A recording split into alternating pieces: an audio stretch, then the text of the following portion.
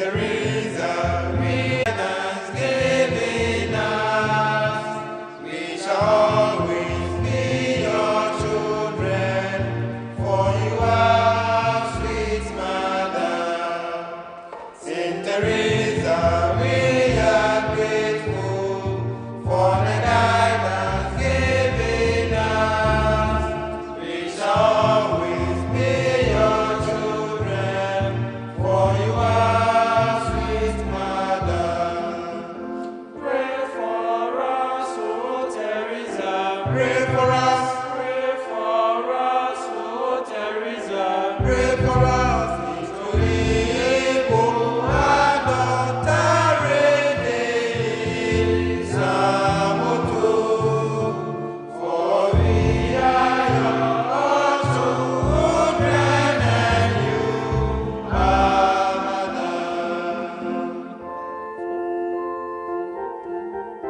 In this Archdiocese of Cape Coast in the years ahead, especially in the area of seminary formation. As we prepare ourselves to listen to this all-important lecture, may I now humbly invite you to rise. The seminarians in a song to usher in our bishops to the high table. Please rise.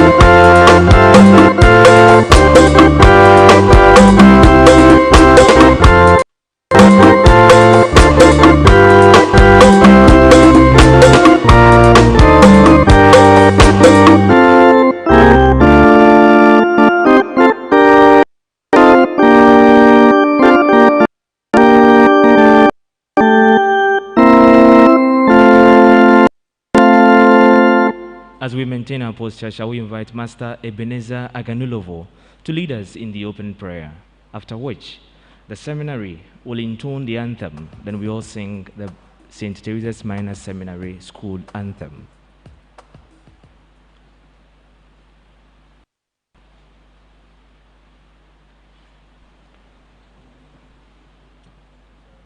Shall we begin our prayer in the name of the Father, and of the Son, and of the Holy Spirit?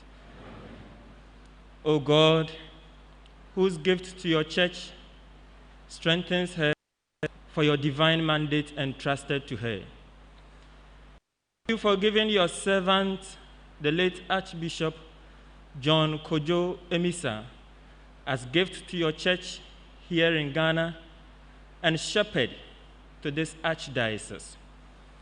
You filled him with unwavering zeal for your ministry. And so today, we gather to celebrate this iconic figure by calling to mind his life here on earth. We pray that you fill us with an unremitting ardor for the same ministry to which you have called us, that we may help promote your church wherever we may find ourselves. We ask you that by the enlightenment of your word, you help us to begin and end this memorial in a way that pleases you. We make our prayer through our Lord Jesus Christ, your Son, who lives and reigns with you and the Holy Spirit, a one God forever and ever. Amen. Of the Father, and of the Son, and of the Holy Spirit.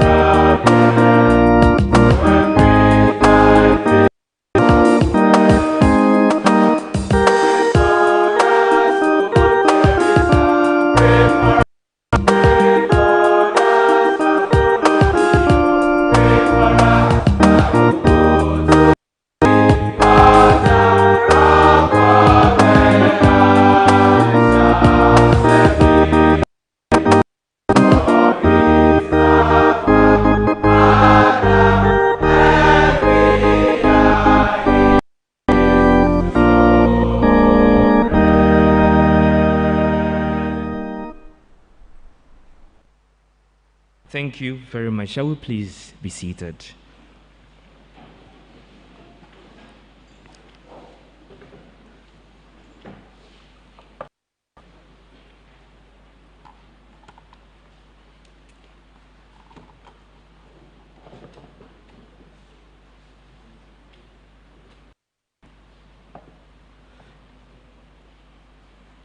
In respect to our Ghanaian tradition and customs, we humbly invite the Metropolitan Archbishop kindly come and give us a word of welcome as we have all gathered in his archdiocese. Shall we now, with a round of applause, invite the Archbishop?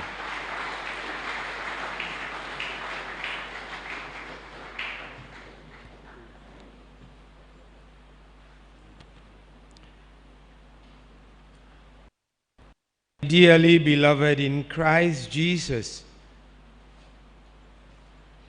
ye inka Jesus Christ. Akukudurfo. Akukudurfo. Akukudurfo. Wenumao na wasumao.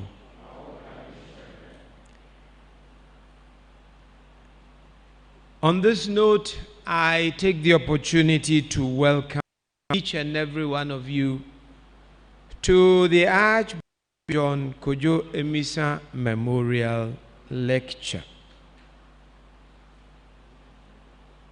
Exactly 30 years ago, on the 22nd of September 1991, he was traveling on pastoral duties when, unfortunately, his vehicle was involved in an accident and he died later on as a result of injuries that he had sustained.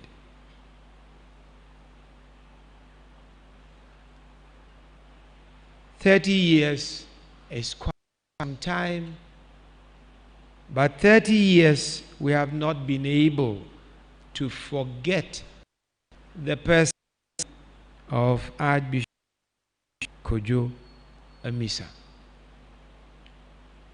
On the 22nd of this month, at St. Francis de Sales Cathedral in Cape Coast, had memorial mass for the repose of his soul.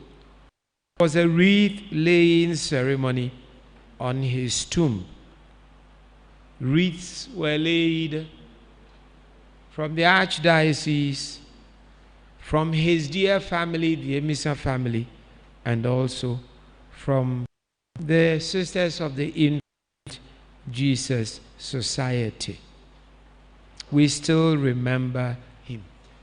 It is in his name and in his honor that we are gathered here. We are gathered here because of a confluence of three activities.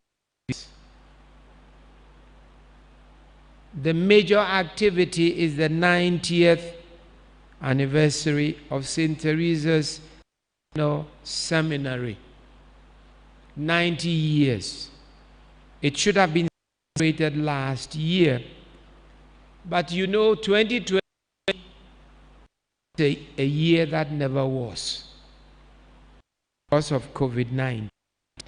So the 90th anniversary of St. Teresa's Minor Seminary was moved to this coming weekend.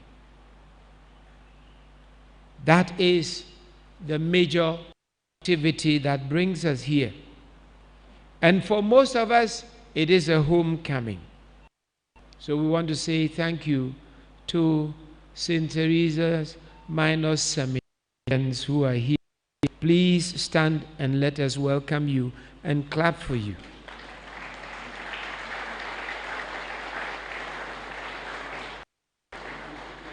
Thank you for the mellifluous anthem you sang, when some of us were there, I don't think there was an anthem.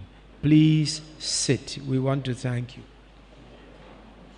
I also welcome in a very special way the seminarians of St. Peter's Regional Seminary. Please, may I invite you to stand and let's welcome you.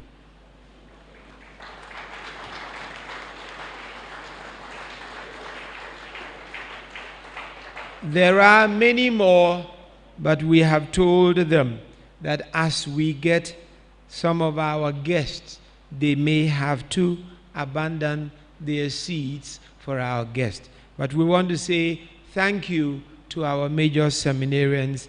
And on my own behalf, I want to say thank you to the rector, Very Reverend Father Robert Charles Sniper, and the formators here for welcoming this memorial lecture here.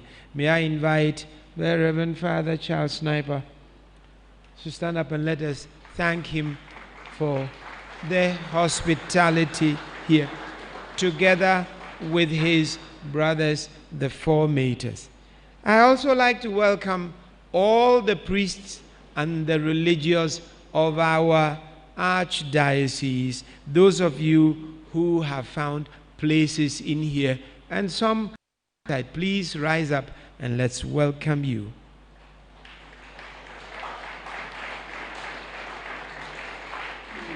I would like to say thank you for coming and welcome to the memorial lectures. I definitely have to now revert to my table and welcome in a special way the Bishop Emeritus and then Bishop Francis Joseph Kweku Essien. Please rise up and let us acknowledge you.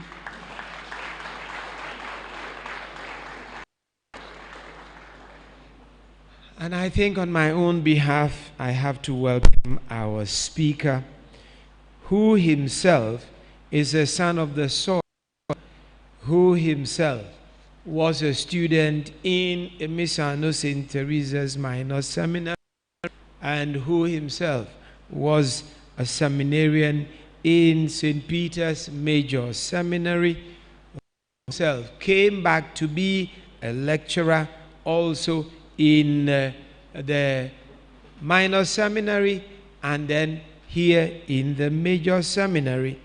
I welcome our speaker, also who himself became the successor of John Kodwo Amissah as the Metropolitan Archbishop of Cape Coast. Himself also went on walking in the footsteps of the Archbishop John Kodwo Amissah to lead the church in Ghana as president of the Ghana Catholic Bishops' Conference, and has gone on further and further. He definitely will be introduced at the appropriate time. But I like to say personally my gratitude to him for making it to this special ceremony, the 30th anniversary of the demise of his predecessor. If there is anybody who can say much about our beloved Archbishop John Kodwo Amissah, it is the speaker. And I don't think I need to belabor the point. Your Eminence, Peter Cardinal Kodwo Appiah Texan, may I invite you to please rise up and let us acknowledge you. Please welcome in a special way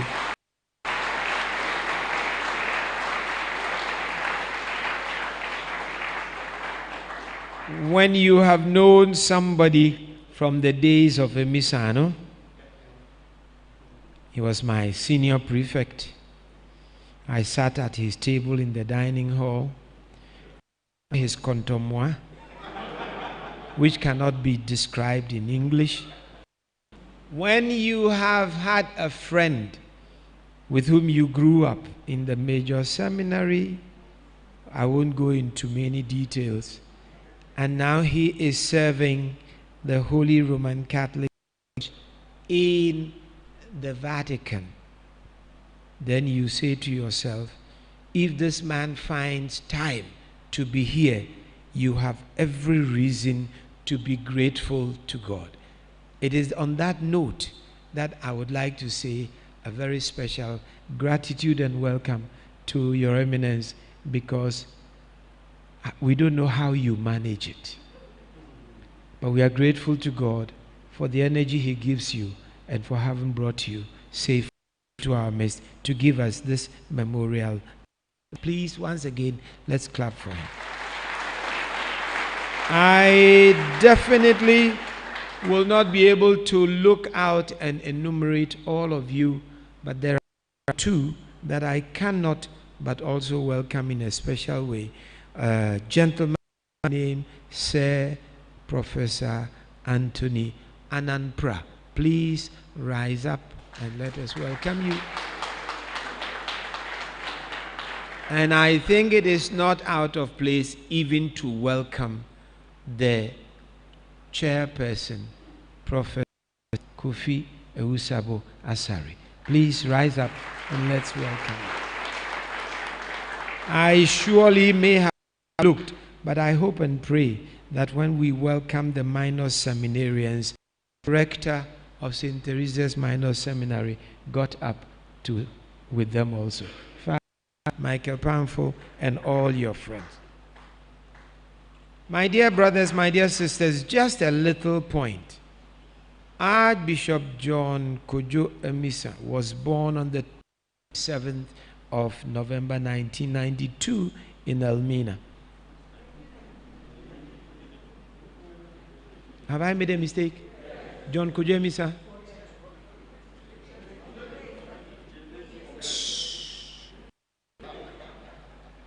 Unless this thing is wrong. What is 27, 1992? I made a mistake. Please pardon me. 1922. Sorry. He became a priest December 11th, 1949. And then to become the first bishop as auxiliary, consecrated on the 16th of June 1957. He was auxiliary to Archbishop Porter. He succeeded Archbishop William Thomas Porter on the 6th of June 1960 and was enthroned the Archbishop of Ghana.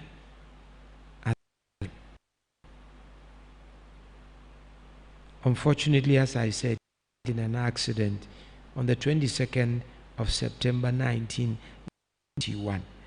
Today we are here to him, but at the same time to remember what he stood for as Archbishop of Cape Coast, what he did for minor seminary formation.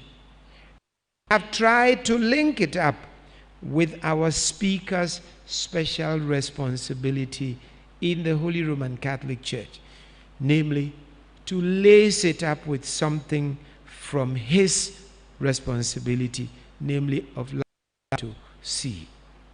I, on this note, say welcome to each and every one of you. Please sit properly, put on your seat belt, and let's get ready for a takeoff. Thank you very much.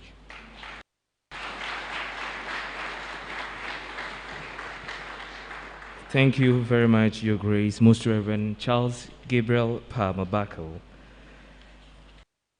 At this point, we now elect the leader of this group.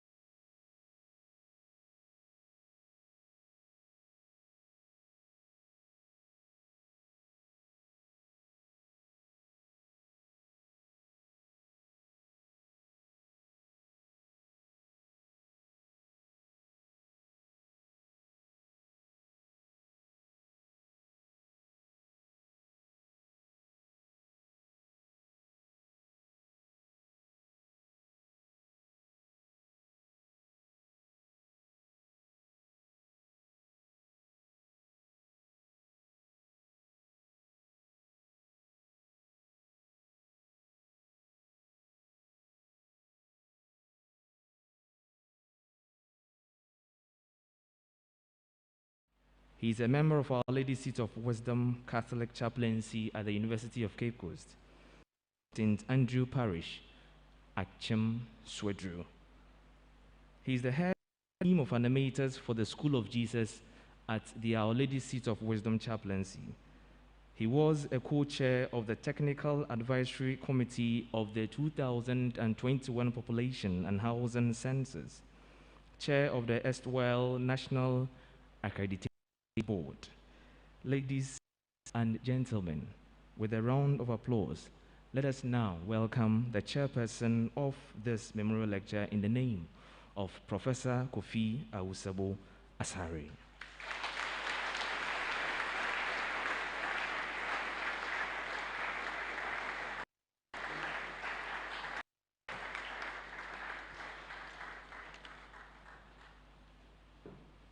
Thank you. I think I'm a member of the Association of People of Limited Height. So I have to You are not short, you are only limited in height. Your Eminence, my lordships, fellow members here, I think it's become a ritual. When already you've been consulted and informed that you should chair something, then we ask you whether you accept. So it's part of the ritual, and I accept to chair this because the late Archbishop Amissah gave us an ultimatum, and it was the ultimatum that to the building of the of Our Lady Seat of Wisdom. And so some of us are very passionate about that. And so on this occasion, when we want to honor him, I really feel that he's not even as chair, but a member of this place. Now, when you look at the theme for this function, it says Archbishop John Kodwo Amissah and the formation of seminarians in the context of Laudato Si. So as a teacher, the question is now in three parts: the person, formation, and Laudato Si. And that's why we have somebody too who will be able to do that. But that is being organized 30 years after his death. And at that time, there was no mobile phone, or as we know today, no email, no social media. So I'm just wondering what he would have said at that time when you look at some of his writings in the writings. But when you read the located writings, you also realize that this was a man of vision. And I think that is why we are here, and I'm happy to be associated with this. And here is a man who always talked about people. As I said, he gave us an ultimatum.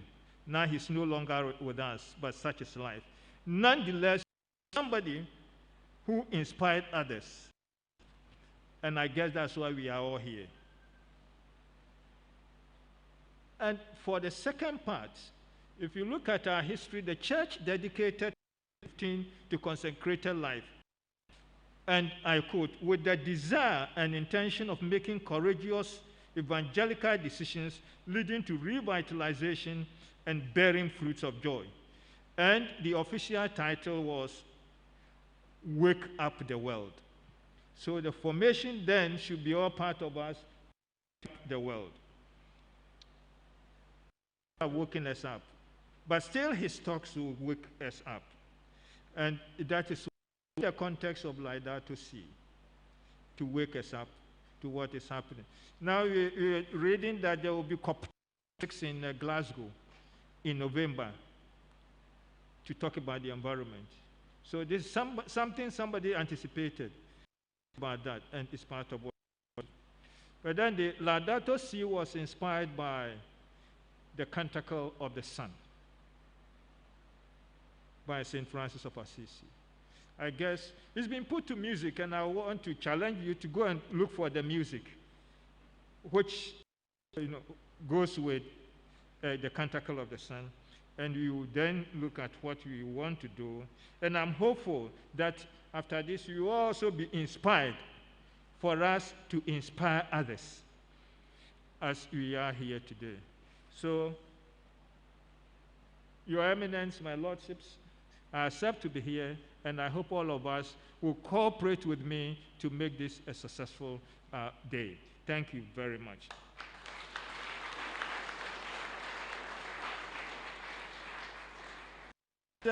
The next item is to introduce the chairperson. No need even to go and do that. So, the speaker.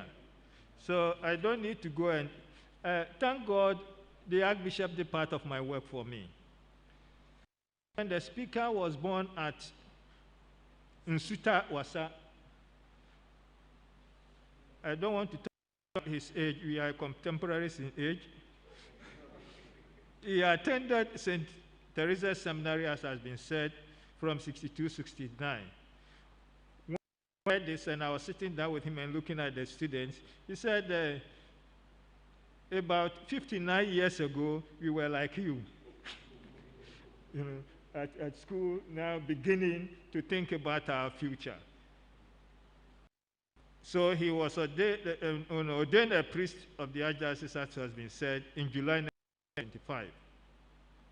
And then from 75 to 76 and 80 to 81, he served at St. Teresa's Seminary, and then 81 to 87 as a staff member at St. Peter's Seminary. And at that time, too, he was a visiting priest to the University of Cape Coast Catholic Church when we didn't have our chapel. So he's also been with us over those years. He went to study in Rome in the Pontifical Biblical Institute, and then earning a degree in the Sacred Scriptures from 76 to 80, and began work on his doctoral thesis in 87 to 92. He holds a master's degree in theology and divinity from St. Anthony on Hudson Franciscan Seminary, New York. And he has been awarded numerous and honorary, so we will not talk about them, but we take the word numerous. And one of the things I have come to know about is his ability to speak languages and switch from one language to the other. He speaks Fanti, English, of course, French, Italian, German, Hebrew. So here is a man we're going to deal with. On October 1992, he was appointed Metropolitan Archbishop of Cape Coast and received his episcopal ordination on 27 March 1993, and he was appointed and proclaimed cardinal by Pope St. John Paul II in the on 21st of October 2003 of the title of St. Liberius. He has served in various capacities in the country as President of the Catholic Bishops' Conference, Council of the University of Ghana, Legon, Director of the Board of the Central Regional Development Commission, known popularly as SEDECOM, Chairman of the Ghana chapter of the Conference of Religious and Peace, and Ghana National Peace Council from 2006 to 2010. He participated in the conclave that elected Pope Benedict in 2005, and also the 2013 that elected the current Pope. And on 31st August 2016, appointed prefect of the new dicastery for the Service of Integral Human Development instituted by the Holy Pope Francis. So then his care for us, integral human development. And on March 8, 2018, he was appointed also a member of the Pre-Synodal Council of the Special Assembly of the Synod of Bishops for the Pan-Amazon region. And as has been said, he was the immediate successor of the late Archbishop Kodwo Amissah. And I think we have a person who has the know-how to talk to us about the issues at hand. With, as I said, this three-part essay, the man himself, formation, and Laudato Si. On this note, I kindly invite the speaker to take his position. Thank you very much.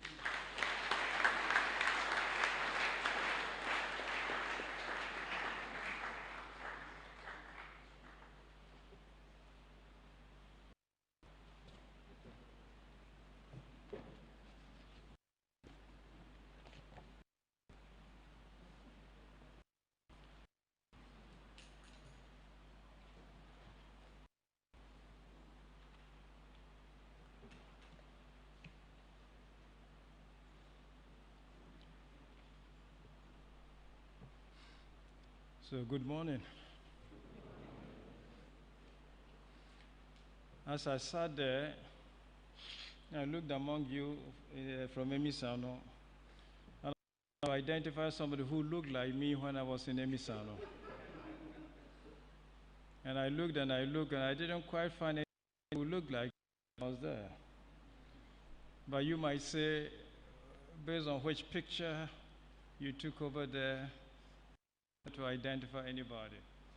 But my Archbishop, professor in the chair, Reverend Fathers, Reverend Sisters, and all of you, my dear friends, brothers and sisters, I want to thank in the first organizing committee joint events and celebrations for inviting me to be part of this celebration.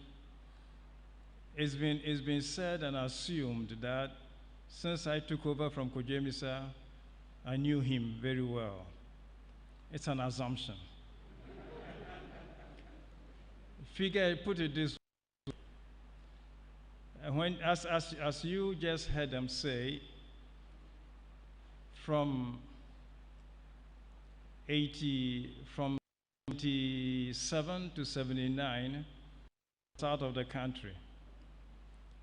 And from 86 to 92, I was out of the country. In fact, I was out of the country when he died. So the last days of Kodwo Amissah, I did not know. And when I was appointed to come take over, it wasn't that he was there to sit around with and have him tell you things. He was already gone. So that's an assumption to think that because I took over from him, I know a lot of things about him. Those who stayed here, like him, like Archbishop Matthias and several of you priests, probably had a chance to know him better, especially in those last days, before that fateful Sunday afternoon when he was traveling to Bremen, Esiku. Nevertheless, something of him I know. And I remember one particular episode that I think I made him really angry. It was in the cathedral. We were supposed to come for Mass slightly late. And they approached me a little bit. And unfortunately, the word that came out of my mouth, quotation, the Sabbath was made for man.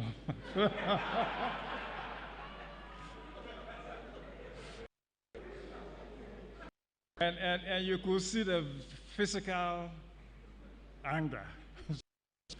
And later I regretted for having made him angry just before Mass. So all of those were part of it. So thank you for the invitation to be part of this celebration, to want to share some thoughts about the Archbishop, about the seminary, ultimately about Laudato Si, this encyclical letter of Pope Francis with you this morning. Just tell me how long I'm supposed to go tell you this bedtime story. Till siesta time. Okay. So I'll be very gracious and kind to you all. You've already sat for a while, right? You've already been sitting for the past 1 hour, right? If you want, I can give you 2 seconds. You can stretch if you want.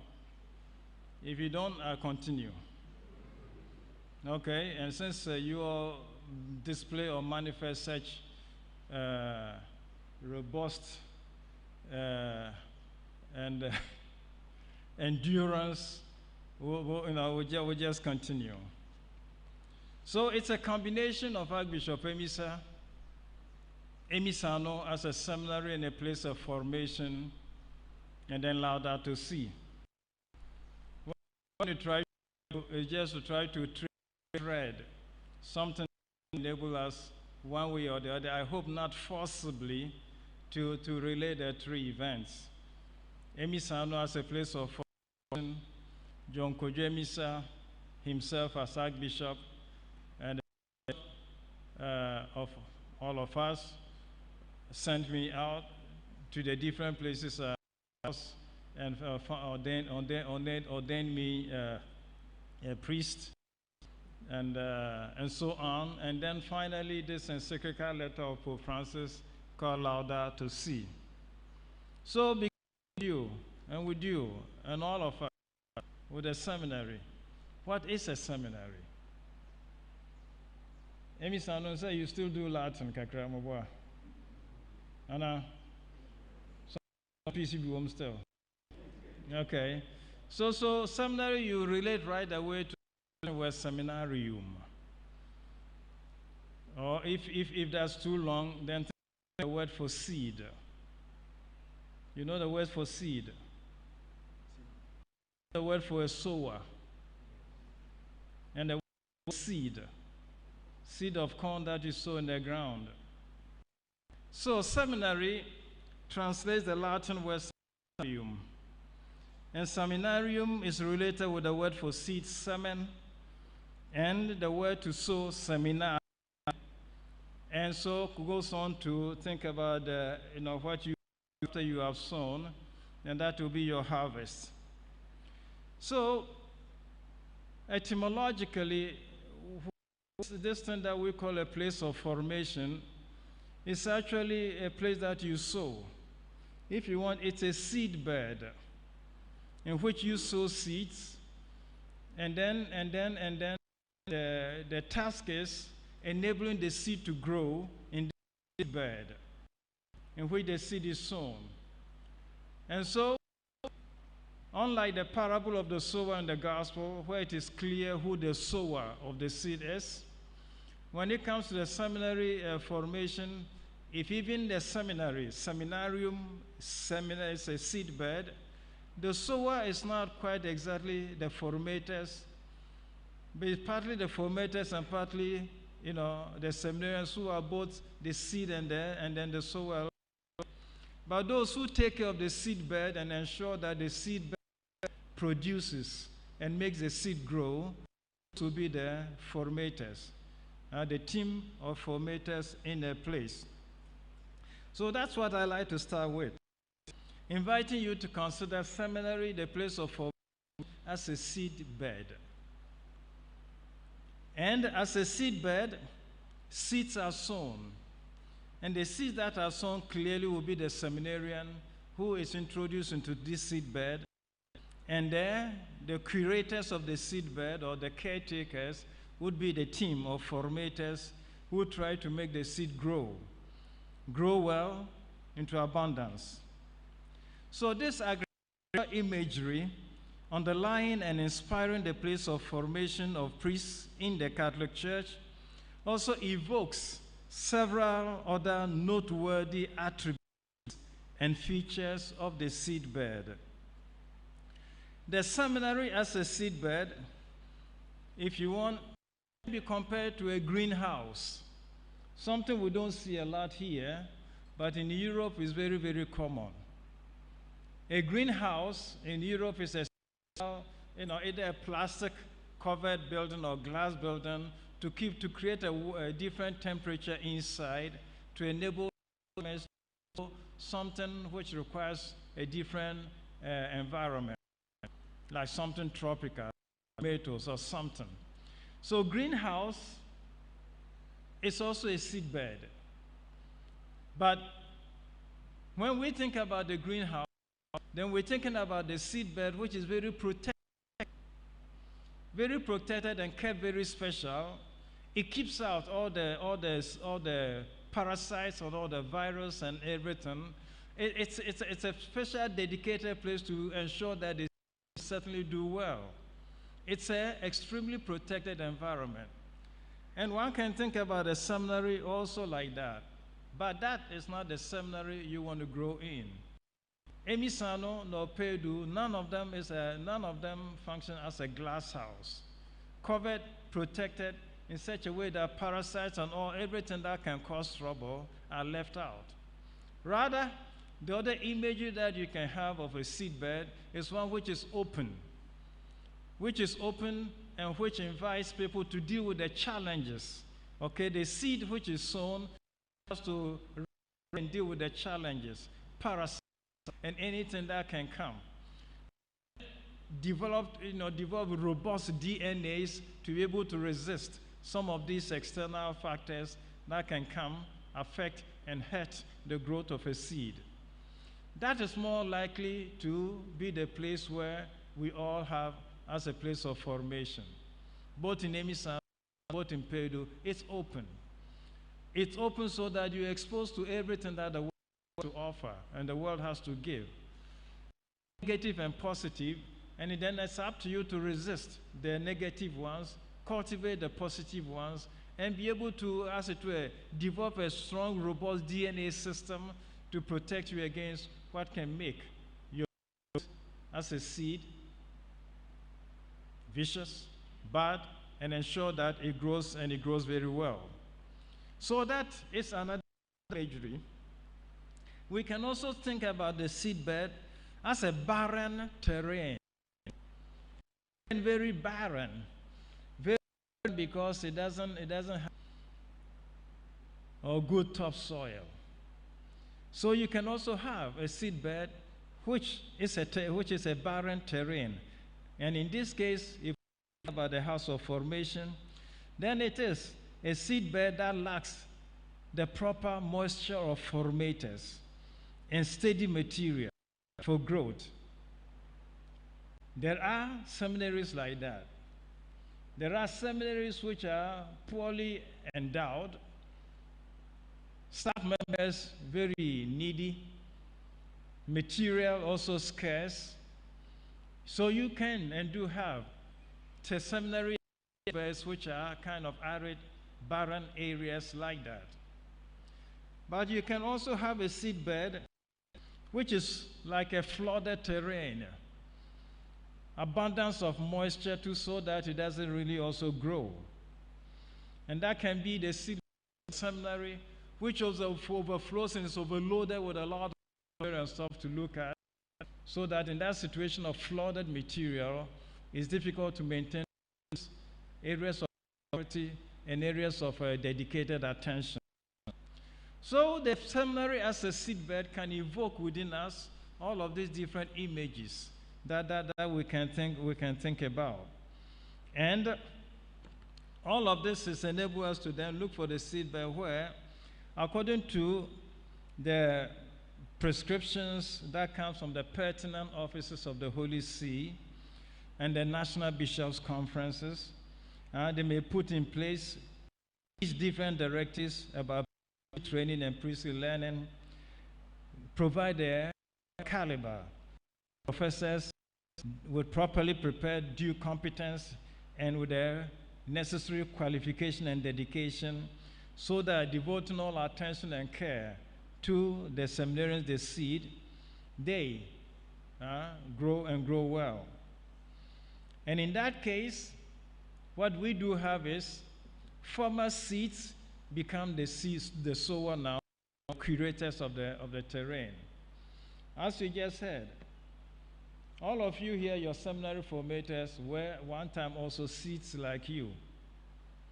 They were seeds like you which were nurtured and helped to grow, and having been helped to grow, they are now in a position to also cultivate and ensure and also help you to grow.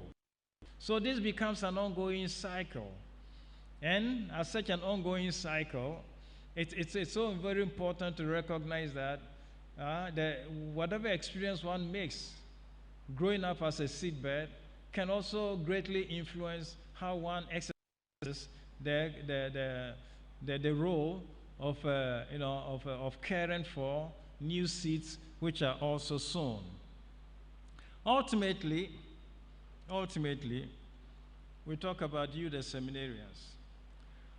The wholesomeness of the seed, so the seminarian, is the incontrovertibly determining variable in the formation process.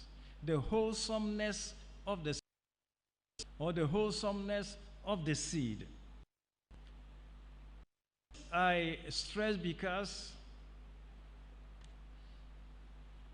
I'm not going to be doing personal test or anything, okay?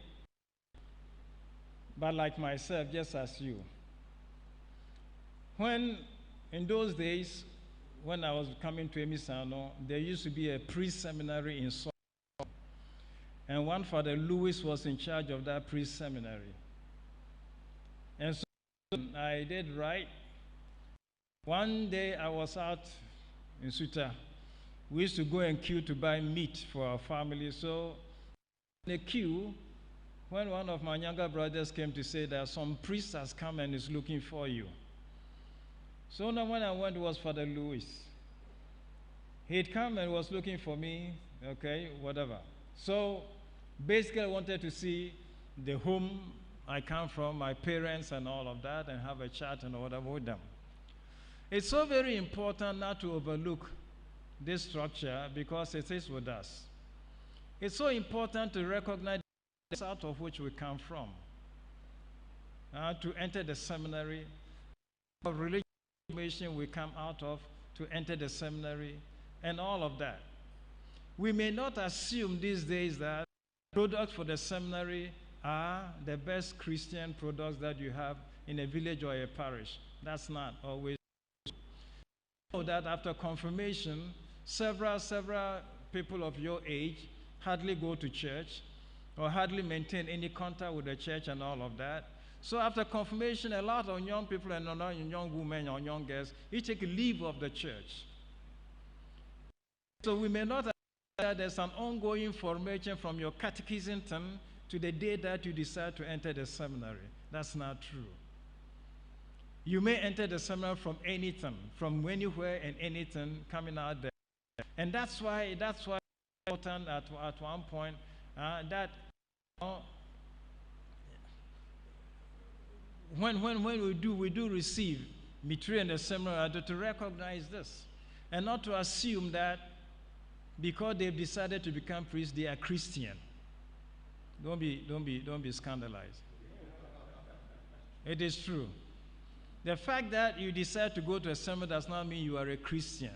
And I mean you are a Christian means that you have a relationship with the Lord, that you know the Lord, that you know the reason to spend time in prayer and all of that. It may not be assumed. Stuff like that needs to be cultivated. And if it is not cultivated, as we shall see in a short while, then we have people who, without any basis at all of religion and Christianity, will begin to heap on the secular subjects which we okay, so we're creating the situation where somebody may be expert in all whatever stuff, that the real thing that makes us seminarians, which is our relationship with the Lord, sometimes may be lacking. So that's what I mean by the wholesomeness of the seed. And it is something that we may not overlook. It's something that we need to take good care of. And therefore, for me, and it's not because I was invited to give this speech that I'm thinking these things. I'm not sure there's nobody who was a contemporary with me when I was on the staff here. Bishop Thomas K. Mason was our rector, God rest his soul. And at one point I was the dean of studies here. And preparing the academic bulletin, I put on the cover a passage from the Paul's letter to the Galatians. That brothers, the gospel that I preached to you, I was not schooling it. It came to me by revelation. And that caused a lot of problem here. The problem that it causes, are you trying to tell the seminarians that seminary study is useless? Paul wrote this. What was Paul trying to say? So Paul was making a basic point. That, training in a seminary to become a priest, effectively and essentially, you train to become a disciple. Training to become a disciple, you need to know the Lord whom you are following. And I put that on the academic bulletin to draw attention to just one thing. That we should not limit seminary formation to the classroom, to the time we spend before the blackboard. That seminary formation needs that. But most importantly, it needs the moments on our knees before the tabernacle. That's where we seek to develop a relationship with God. And ultimately, when we go out to minister, It is the Lord I've gotten to know and have a relationship with. It is Him that we go to witness to and to talk about and to preach. So when the two are not balanced, then we have seminarians who become future priests who know all the subjects and everything, but the most important and sometimes may be missing, the relationship with the Lord. So our formation then takes place in the classroom before the blackboard, but most importantly also on our knees before the tabernacle. The two must go hand in hand together. For any solid formation to take place, we want the two. We want people who are intellectually acute and developed, but we also want people who have a relationship with the Lord. That's how they become a disciple, and that's why they sent out to go witness to and to preach. So the two situations of process of formation are both of them necessary. So that's what Paul says. This is said in Galatians chapter 1. The gospel I preached to you, I was not taught. It came to me by revelation. And that revelation has not stopped. Its revelation is an experience that we make anytime we put ourselves to prayer before the tabernacle. We ask the Lord to reveal Himself into us. And it is from that revelation that we go out to witness and to preach, and everything that we say about Jesus is from that revelation.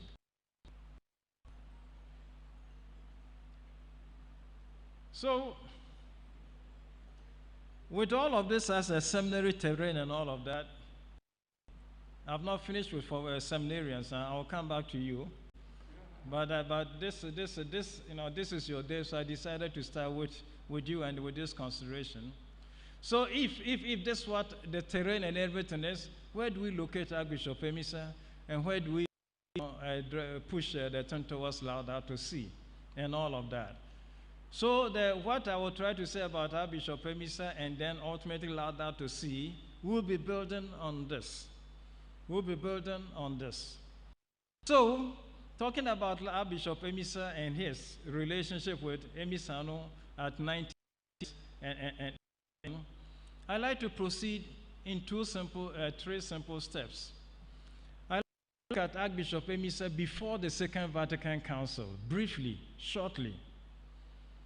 And then I like to look at Archbishop from the Second Vatican Council on. And then conclude by looking at Archbishop Amissah with Laudato Si. And you already will say he was dead. I know. But there's something that links him with Laudato Si. So this is what I'm about to do now.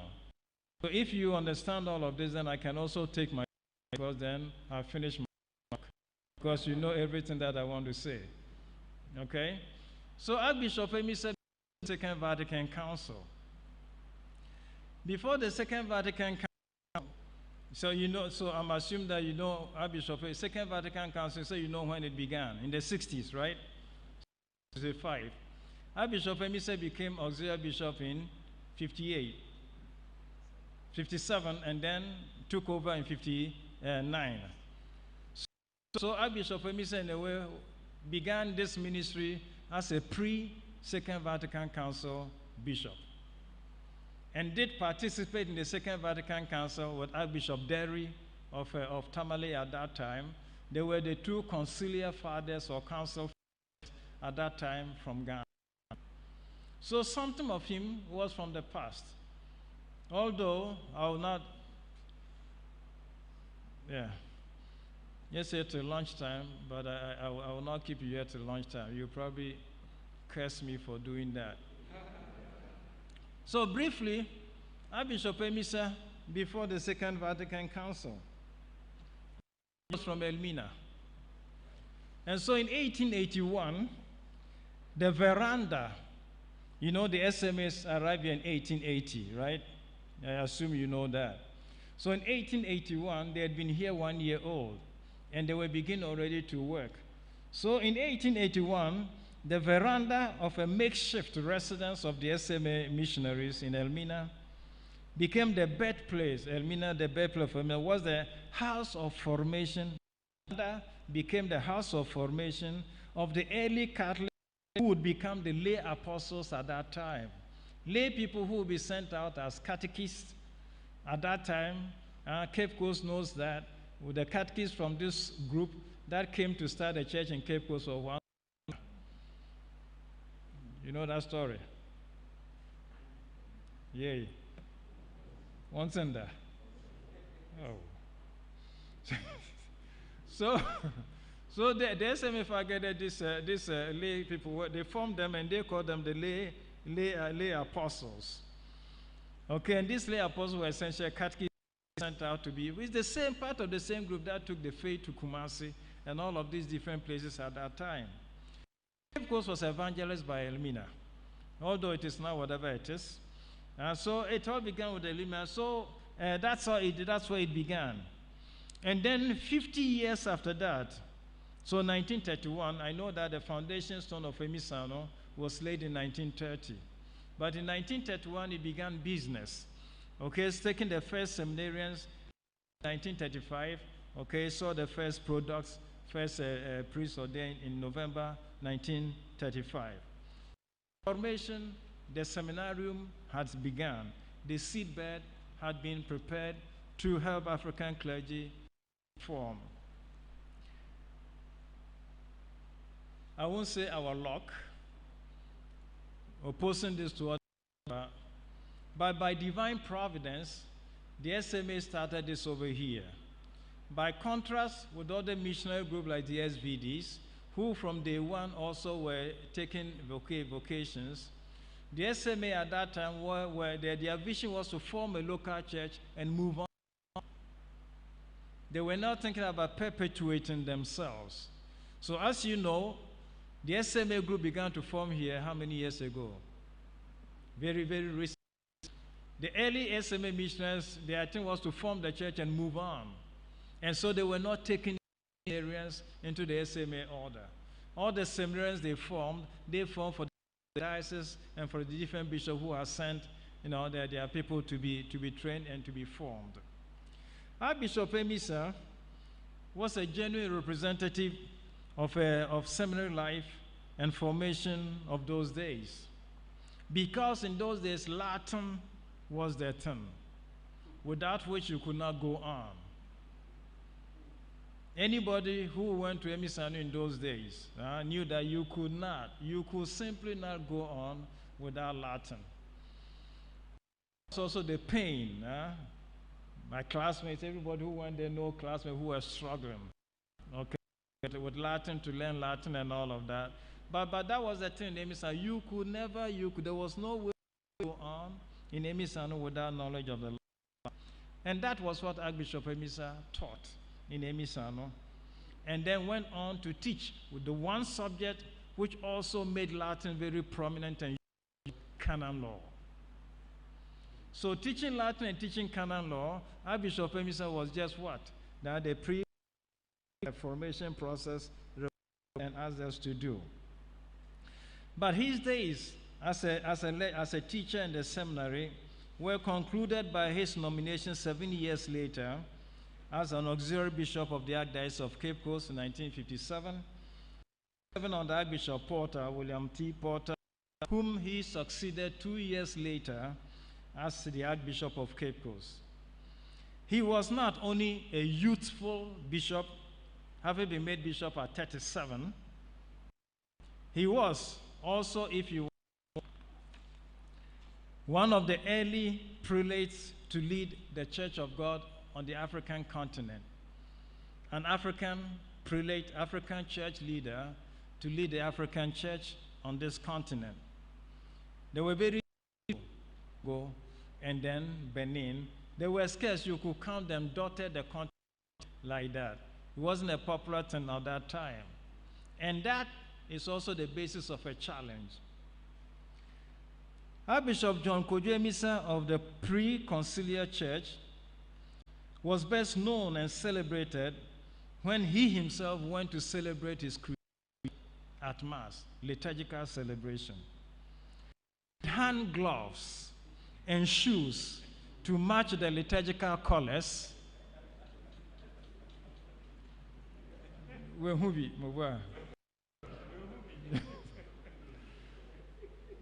That was when Bishop was bishop.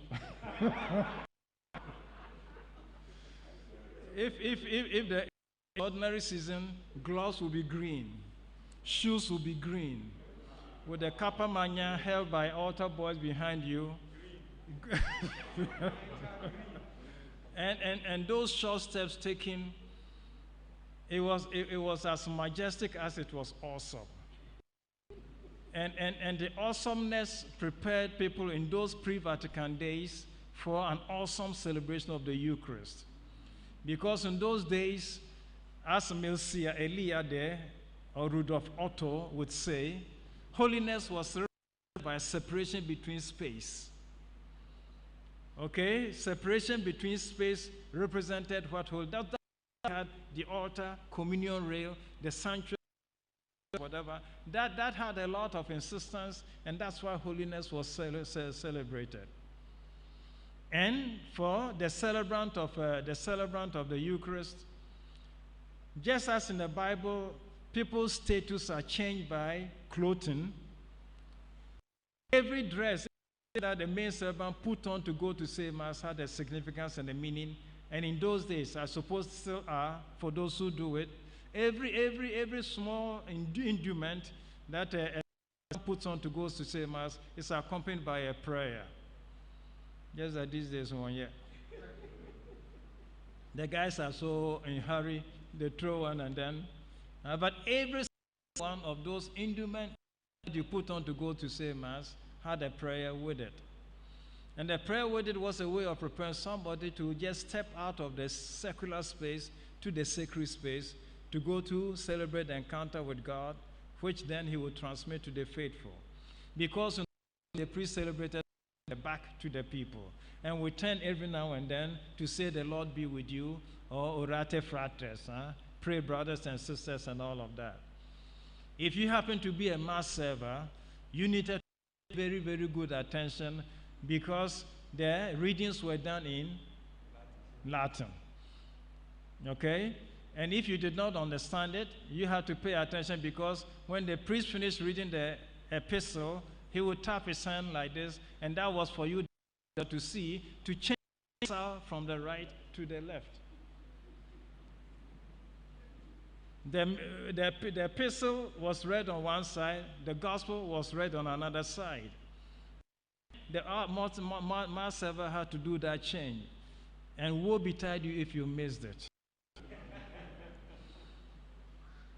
That sometimes some say that it created a distraction. So the altar boy was simply for the signs, not really celebrating. But it being out there in the sanctuary was already enough celebration for the altar boy. But that was the thing. That was the thing about the sacredness of everything and the holiness of all. In the pre-conciliar period, the image of the church, which we try to celebrate in such form, was the church as the mystical body of Christ, mystici corporis. The imagery of the church under which we did all of that, the church as the mystical body of Christ. So it was seen in a spiritual relationship with the Lord. It was which one tried to celebrate and one tried to replicate in all of the situations, even at Mass and stuff like that. When Vatican came, it to provoke a lot of changes. And it did not destroy things. It came to do a reform. And there is still in the church today, who still have difficulty in the reform that Vatican Council came to signal. And another moment, for another occasion, we can talk about reform, the sense of it and what it implied.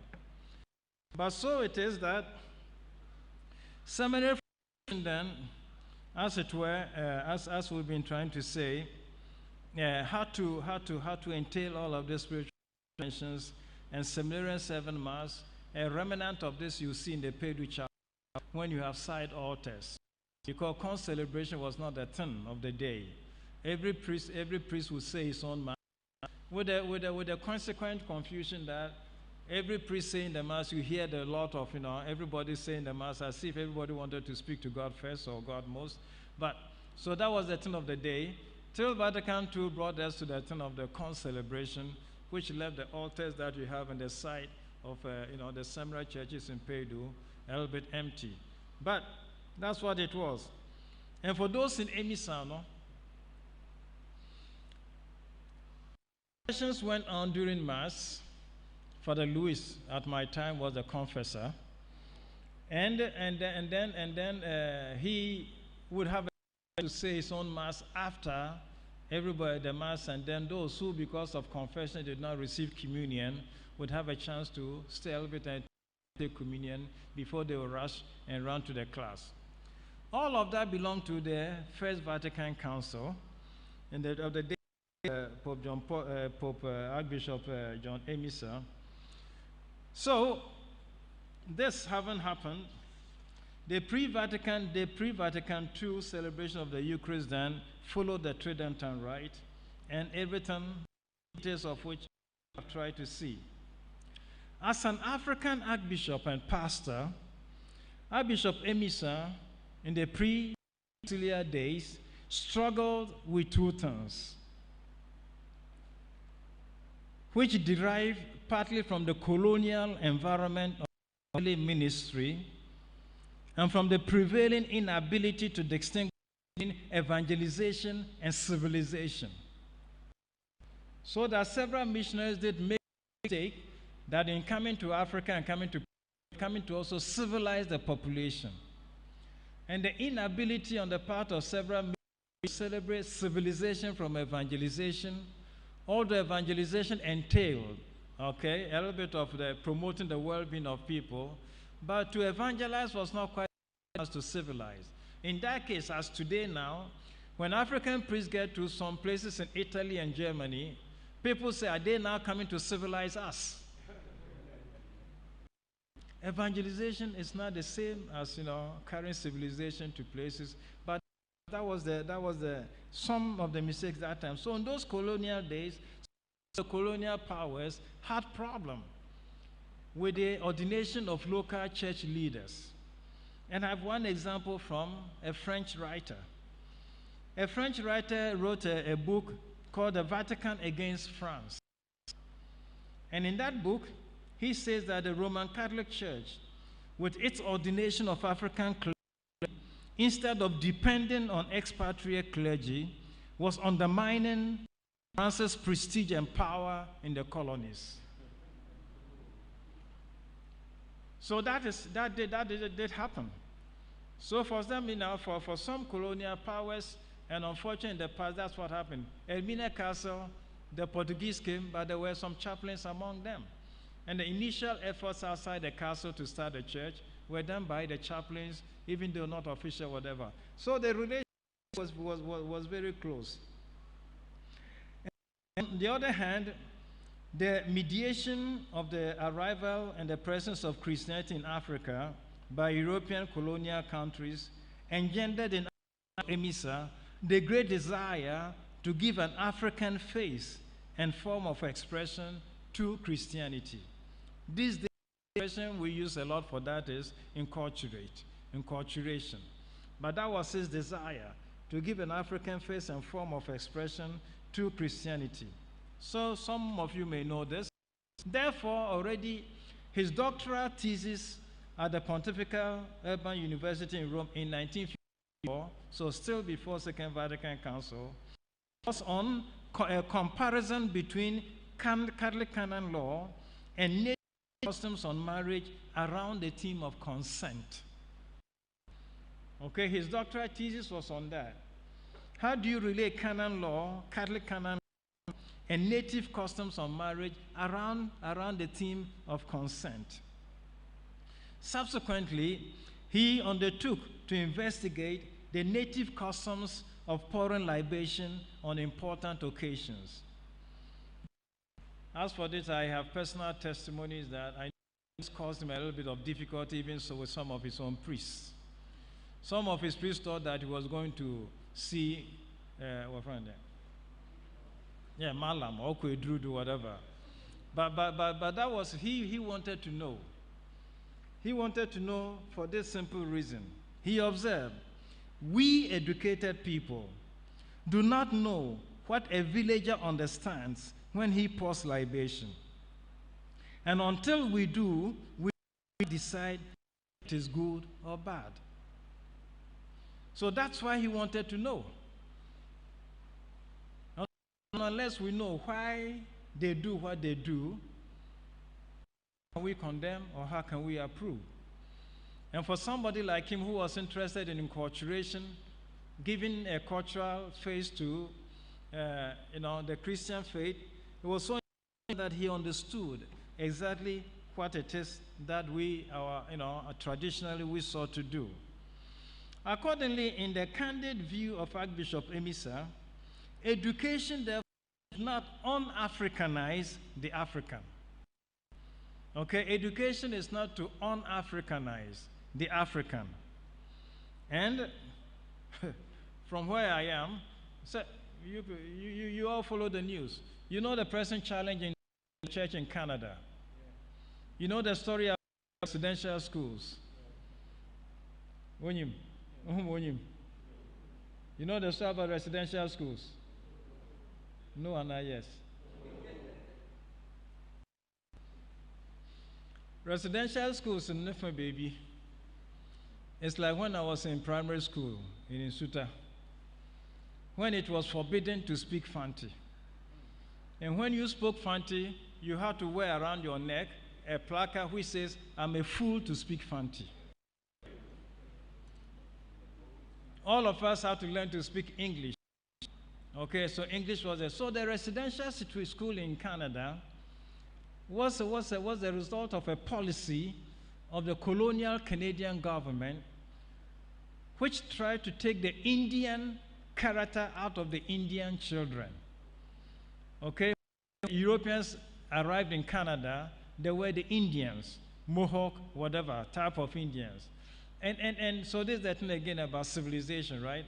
And these early travelers thought that they needed to civilize the Indian people and the Indian children. And how to do that? Take them away from their traditional whatever habitat where they would have grown up with Indian lifestyle, and take them to schools run by nuns, whatever, to teach them education, whatever, to take the Indian out of them. That was the purpose of the residential schools. You can tell it was not the policy of the church. It was the policy of the government, but the government used schools run by nuns. And so now the church is sucked into this problem, and they're asking the church to apologize, to the point of asking to apologize for that. In the Vatican, there is a commission that has been put together, I'm part of that, to try to how to respond to that. We're now working with the possibility of inviting a delegation of these traditional Indian whatever to come to the Vatican to meet with the Pope, in the hope that the Pope can also visit Canada later on. But this was the turn, something of a political whatever turn, and because there's the schools of the took their children and all of that, it's become their turn. And the worst of it all is that recently they begin to discover graves on the school ground where some of these children were buried in mass.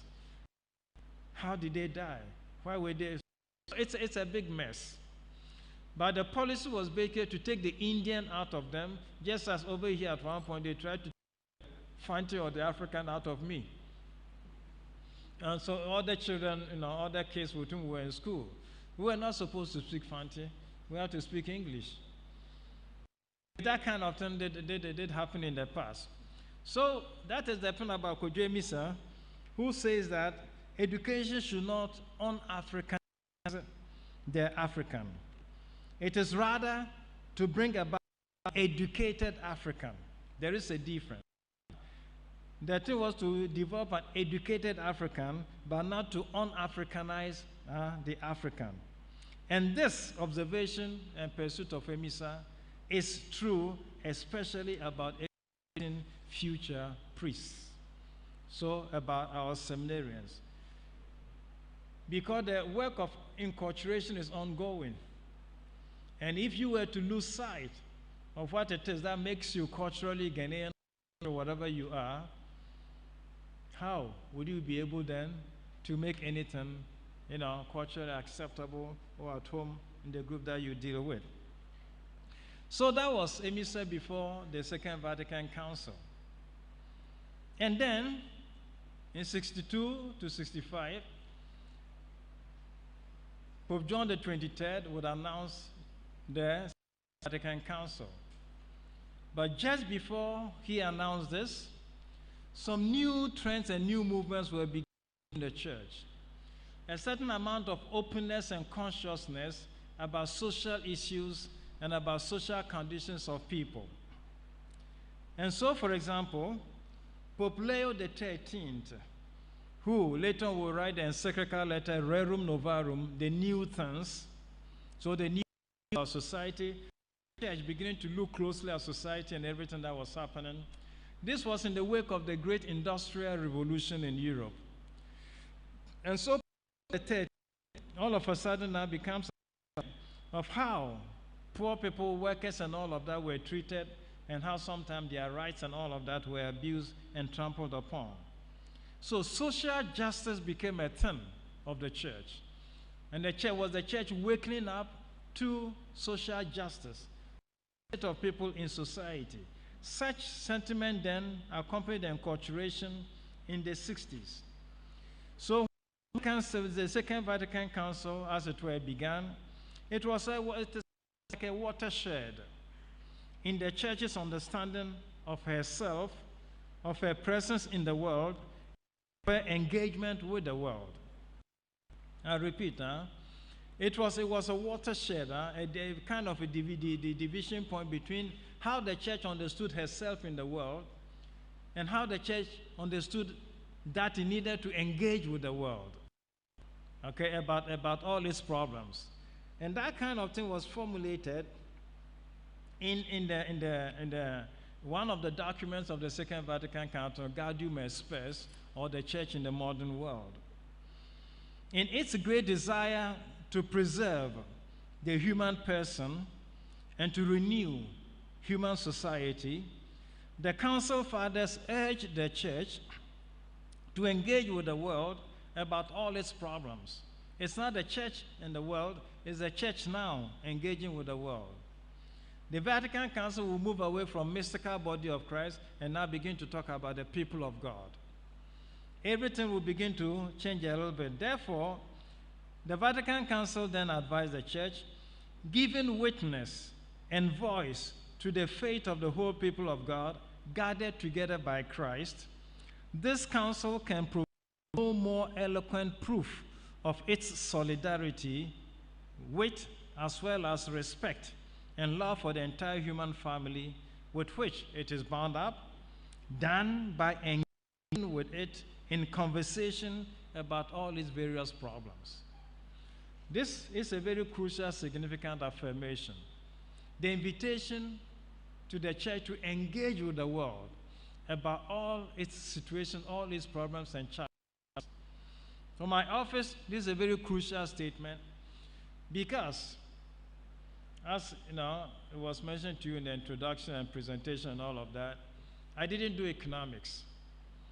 So it sends me to Davos, to the World Economic Forum.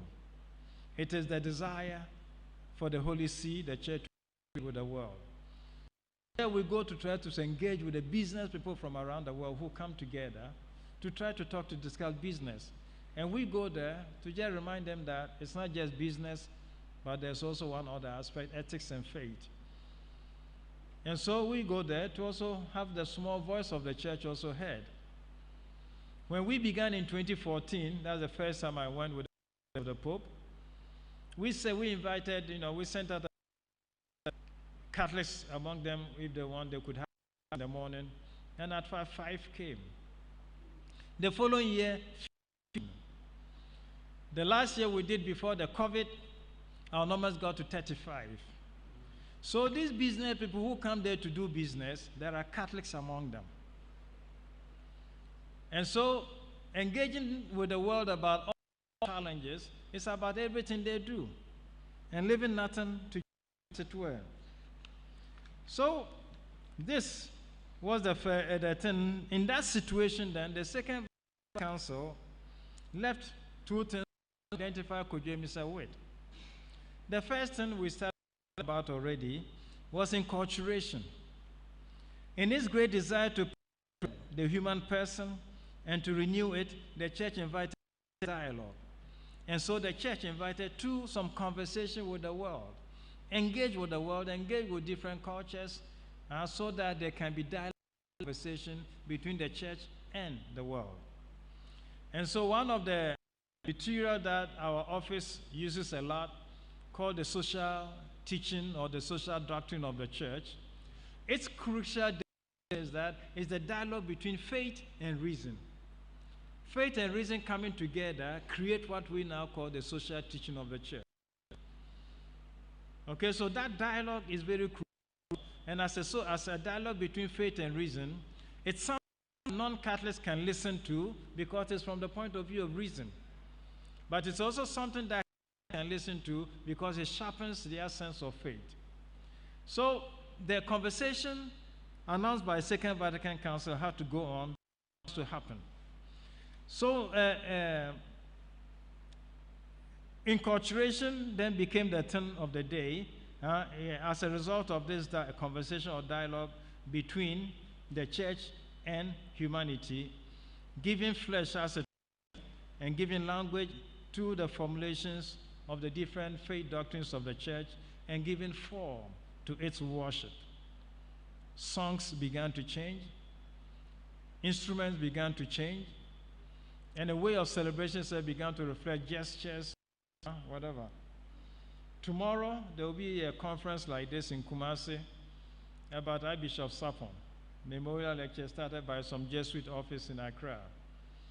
And with him, you know, Archbishop Sapon used to argue strongly that pray the confession, through my fault, don't strike your chest, because when you strike your chest for an account, you are affirming your courage and whatever, you're not affirming your humility, or repentance. So again, is it better to do this or is it better to do this? Which is most expressive of the sentiments that you want to convey, at that moment when you pray in this? And so on and on and on. And then I know in the case of Kumasi, some other challenge would erupt between Archbishop Sapon and another priest who was also a theologist, who, looking at Archbishop Sapon, accompanied in a procession with a drum. So he says, you show us Jesus, the royal Jesus. When will you show us the Jesus? And so the discussion begins to go on. But so enculturation was a thing which the Second Vatican Council invited and called for. The second thing, which is very crucial and which will be the line running through all of this from Amy to see, is that Pope John the 23rd, who began and announced and opened the Second Vatican Council, but unfortunately could not finish it and died, and Paul VI. In the days of these two popes, the European academic and intellectual environment was dominated by rationalism and all of these, in the light of which a few Catholic philosophers, Etienne Gilson, Jacques Maritain, they came out with another philosophical position which was called transcendental humanism. Okay, transcendental humanism just invites us to recognize that we're not limited only to the things of reason and the world, but there's an aspect of us which is transcendental. There's a soul part in the human body and all. So the Second Council was guided by this philosophical term of Jacques Maritain and his group, this transcendental humanism, and the guidance of this would develop a teaching in the Second Vatican Council which will run through a lot of things in the church till today. The sense of transcendental humanism made the Second Vatican Council end by formulating, therefore, the need for integral human development. Because the human person, humanism, talking about the human person and the fact that he's transcendental, it means don't look for the development of the human person only looking at the growth of GDP, how many dollars a day he can get, or what food, whatever, but the other cultural, religious dimensions of the human person also have to be taken into consideration. So that became the concept of integral development. Integral development became the signature tune of the Second Vatican Council, calling the church in all what it does to promote and to seek integral human development. That is the name that we took for our dicastery when we were together, so that the name of our dicastery now is a dicastery for serving, for promoting integral human development. But this is the legacy of the Second Vatican Council, the promotion of integral human development. Here in Ghana, I remember, or in several, not only in Ghana, it was the thing then, right after the Second Vatican Council, whenever you went to any Catholic school, secondary, where they, often nuns or whatever, they say, as for us, we do holistic, you remember? As for us, we do holistic education. Where is that from? Integral human development. So they talk about doing holistic education, holistic that. All of those were expressions of this concept of the Second Vatican Council, the promotion of human development. For holistic education is the integral consideration of the human person. Everything about a person and all people. So that's the integral human development. Develop a person, everything, every dimension of the person and all people together, leaving no behind. So the concept of integral human development, which Second Vatican Council made popular, following upon Jacques Maritain and the philosophers think about transcendental humanism of the human person. And so, Pope Paul VI was set before the world a path to a humanism that is open and sensitive to spiritual values and to God.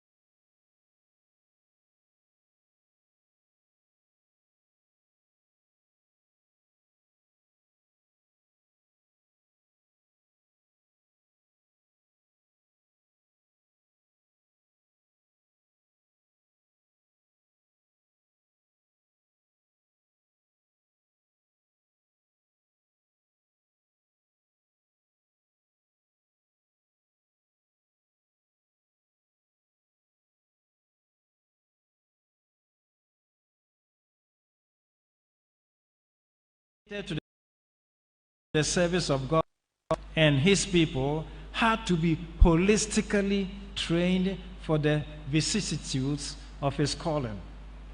A seminarian then, according to Archbishop Amissah, has to be holistically trained for all eventualities, for everything that can happen in this call.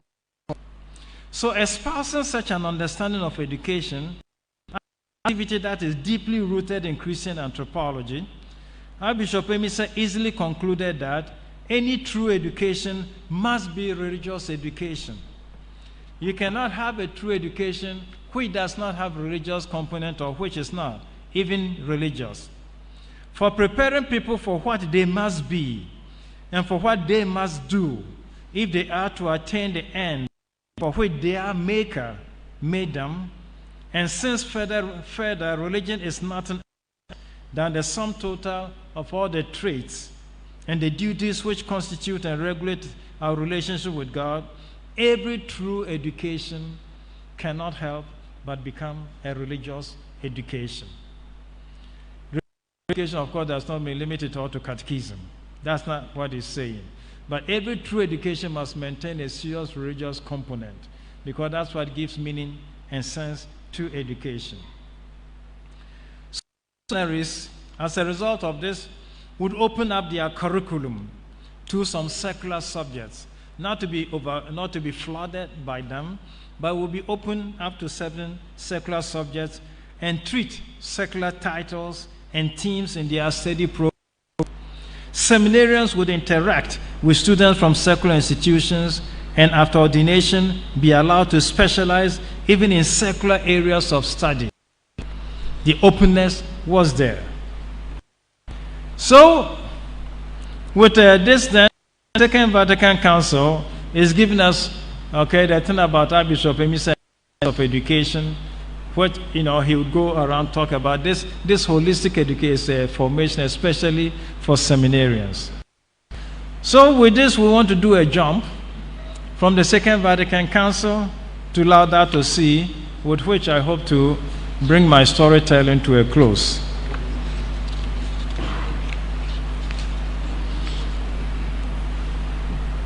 Have you survived to this? Kodwo, you want to stretch your leg?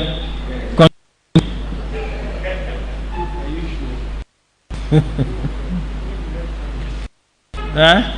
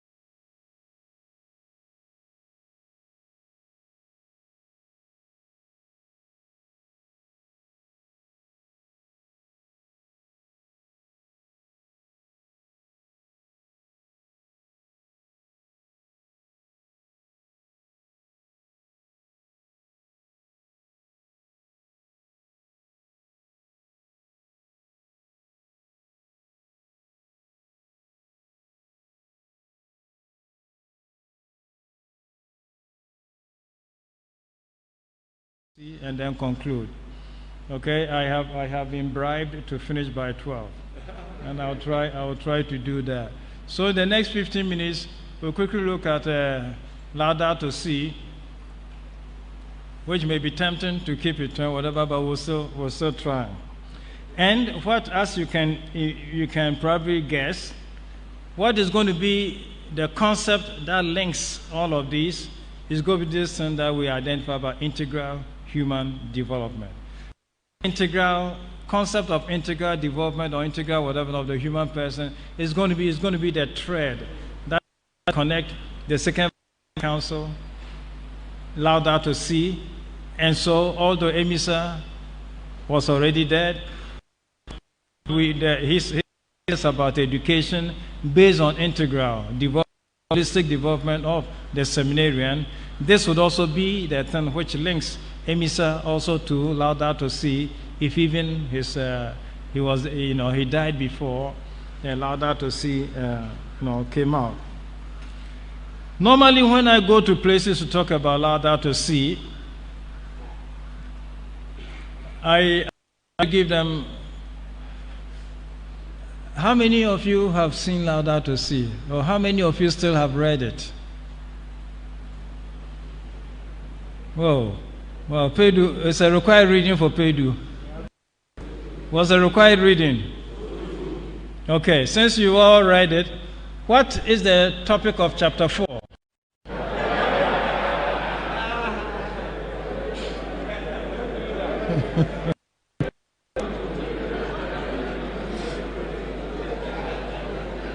No, actually, chapter 4 is about integral ecology. Okay, and so that's the connection. Okay, chapter 4 is about integral ecology, and that's going to be the link between Laudato Si and everything that we've been talking about, till now. So, those who have not read Laudato Si, you can capture Laudato Si in 7 C's, letter C. You can capture the content of Laudato Si with 7 C's, all of which describe features of this encyclical. Okay, the C is the C of continuity. The crucial message of Laudato Si is integral ecology. And that integral ecology, that concept or that theme, is taught in continuity with previous and preceding popes. As we've seen, Second Vatican Council already started talking about integral human development and integral growth. So when Laudato Si took up the theme of integral ecology, it was in continuity with the popes of the past. Okay, so in Laudato Si, there's a teaching done in continuity. The message, which is integral ecology, is taught in continuity with previous popes. Okay, John the 23rd, Pope John Paul II, Benedict, and finally Pope Francis. This continuity you can easily see. If time, I'll drop a few hints. This is the central thing. So C feature of Laudato Si in the sense that it expresses the fact that the central message of Laudato Si, which is integral ecology, is continuity with previous popes before Francis. The second C is the C of collegiality. What does that mean? Normally, when popes write, it's usual for them to quote previous popes and what other popes have said. In Laudato Si, not only does Pope Francis quote other popes, he goes out of the way to quote what local episcopal conferences have also said, as if he's teaching in collegiality with bishops around the world. So there's a quote from the Bishop Conference of South Africa, the Bishop Conference of the Philippines, the Bishop Conference of Australia, the Bishop Conference of Ireland, Canada, USA. He's quoting bishop conferences for what they have also said on the theme of the environment. So, as it were, it's saying that if I have written this encyclical with you, then you must also come on board to promote it. So that is the C of collegiality. Okay, and then the encyclical, there's a great thing about conversation. Come, let us talk together. The encyclical invites to a conversation. We face with climate disasters and abuse of our environment. Come, let us talk together to find a solution together. So the C of conversation, dialogue. Let's talk together, different religions, different faiths and whatever, to find a common solution to this challenge that is before us. And as you know, since Laudato Si was written, we've gotten statements from the World Council of Churches, the Federation of Islamic, whatever in Turkey, all of those, tagging on to Laudato Si's message of care for the environment, care for our common home. Then the fourth C of conversation is the subject matter of the conversation. What are we conversing about? For our common home. Our conversation is about care for our common home. How to care for our common home. When you take the title Laudato Si, care for our common home. So care and concern for our common home is the principal subject matter of Laudato Si. How to exercise care for our common home. And this came out in 2015, just as COP21 in Paris was about to begin about the climate, asking us not to limit, carbon whatever, 10 to 1.5, not to go beyond that and all of that. Over here in Ghana, we don't talk much about that. Though what the situation is that pollution or the climate crisis first caused by this, industrial revolution and everything that out there, but the consequences of it are faced by the third world countries than there. Because they have a means of managing it, we the ones with the least managing this crisis. So the impact is felt by us most. But we don't talk about it. Rather, we're destroying our waterways, we're killing our forests, Kalamsey, and that. We're acting as if nothing is happening. But just turn on your TV, people in Tanzania will tell you that Kilimanjaro is losing its ice cap. Where would the next water supply come from? Because the ice melting from Kilimanjaro was what used to maintain a whole lot of water bodies in East Africa. Now the ice of Kilimanjaro is melting, is disappearing. Why? Climate change. We're warming too much. Okay, and stuff like that is what is happening. When we have people from the Pacific Islands visit our dicastery, they say, Bishop, some islands, in fact, Kiribati or something, they have gone out and bought land in Indonesia so that they can send their population there because the island is going underwater.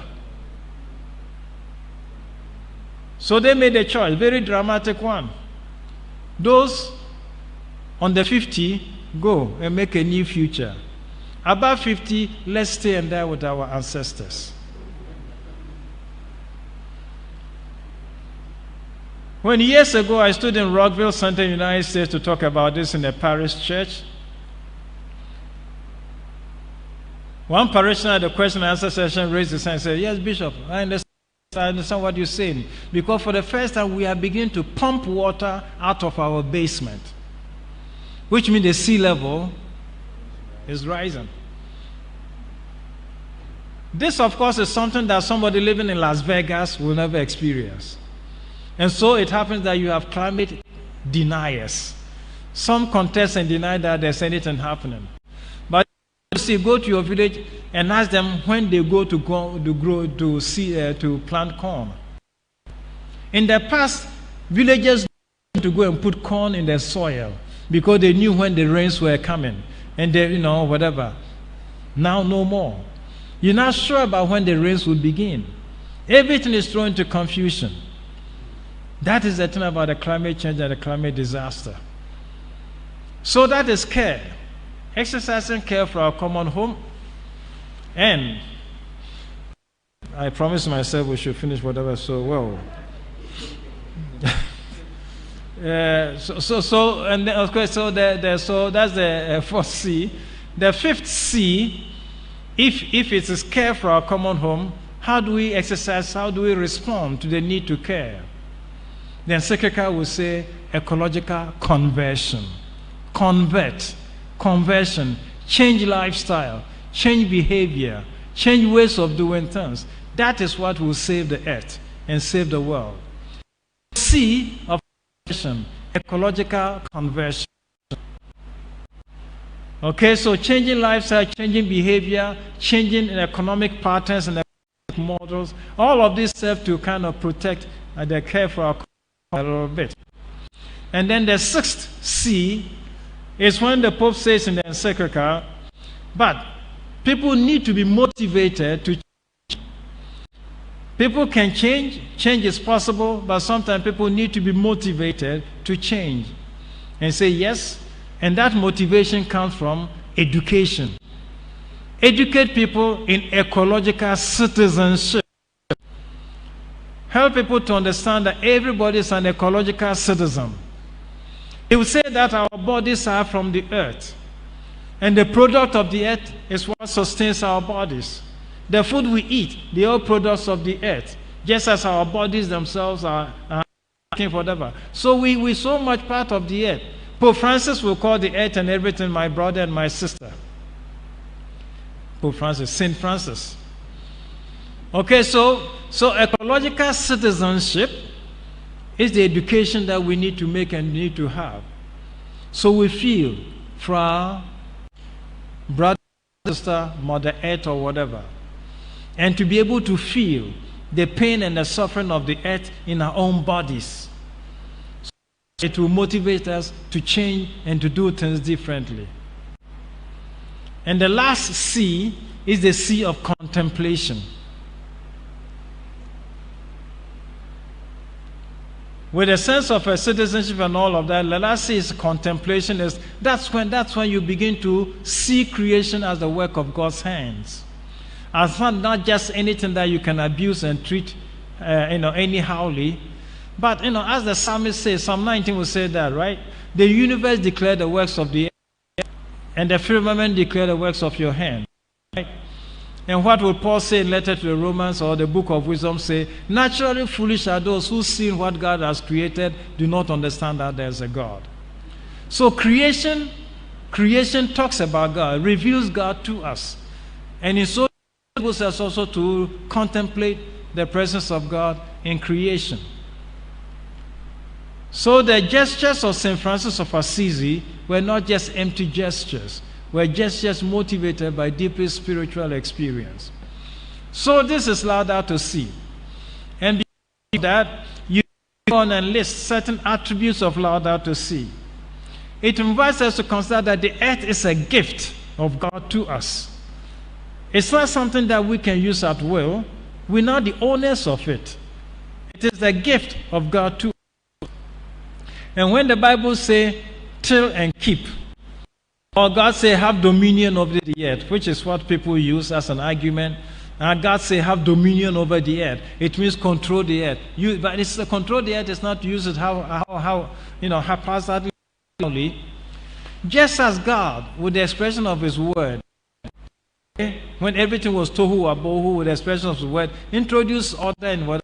And so is the human person with his have dominion over the earth. It's also to exercise the same order so that creation will serve the well-being of the human person.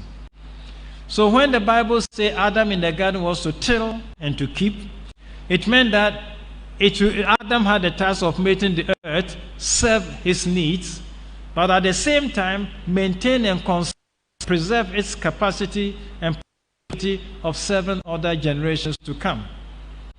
A sense of intergenerational solidarity is what must accompany our use of the earth.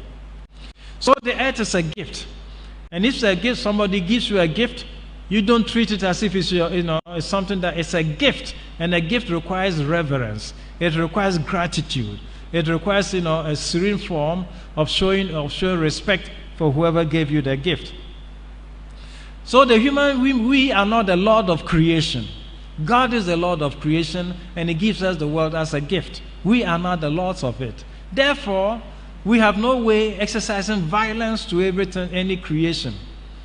We cannot treat the world violently as it is, because when you take it, the first chapter of Laudato, it tells us the violence that is within our heart is what is the elements around. In the creation, Laudato Si said there is some violence within us, and we project that violence also on creation, the way we treat creation.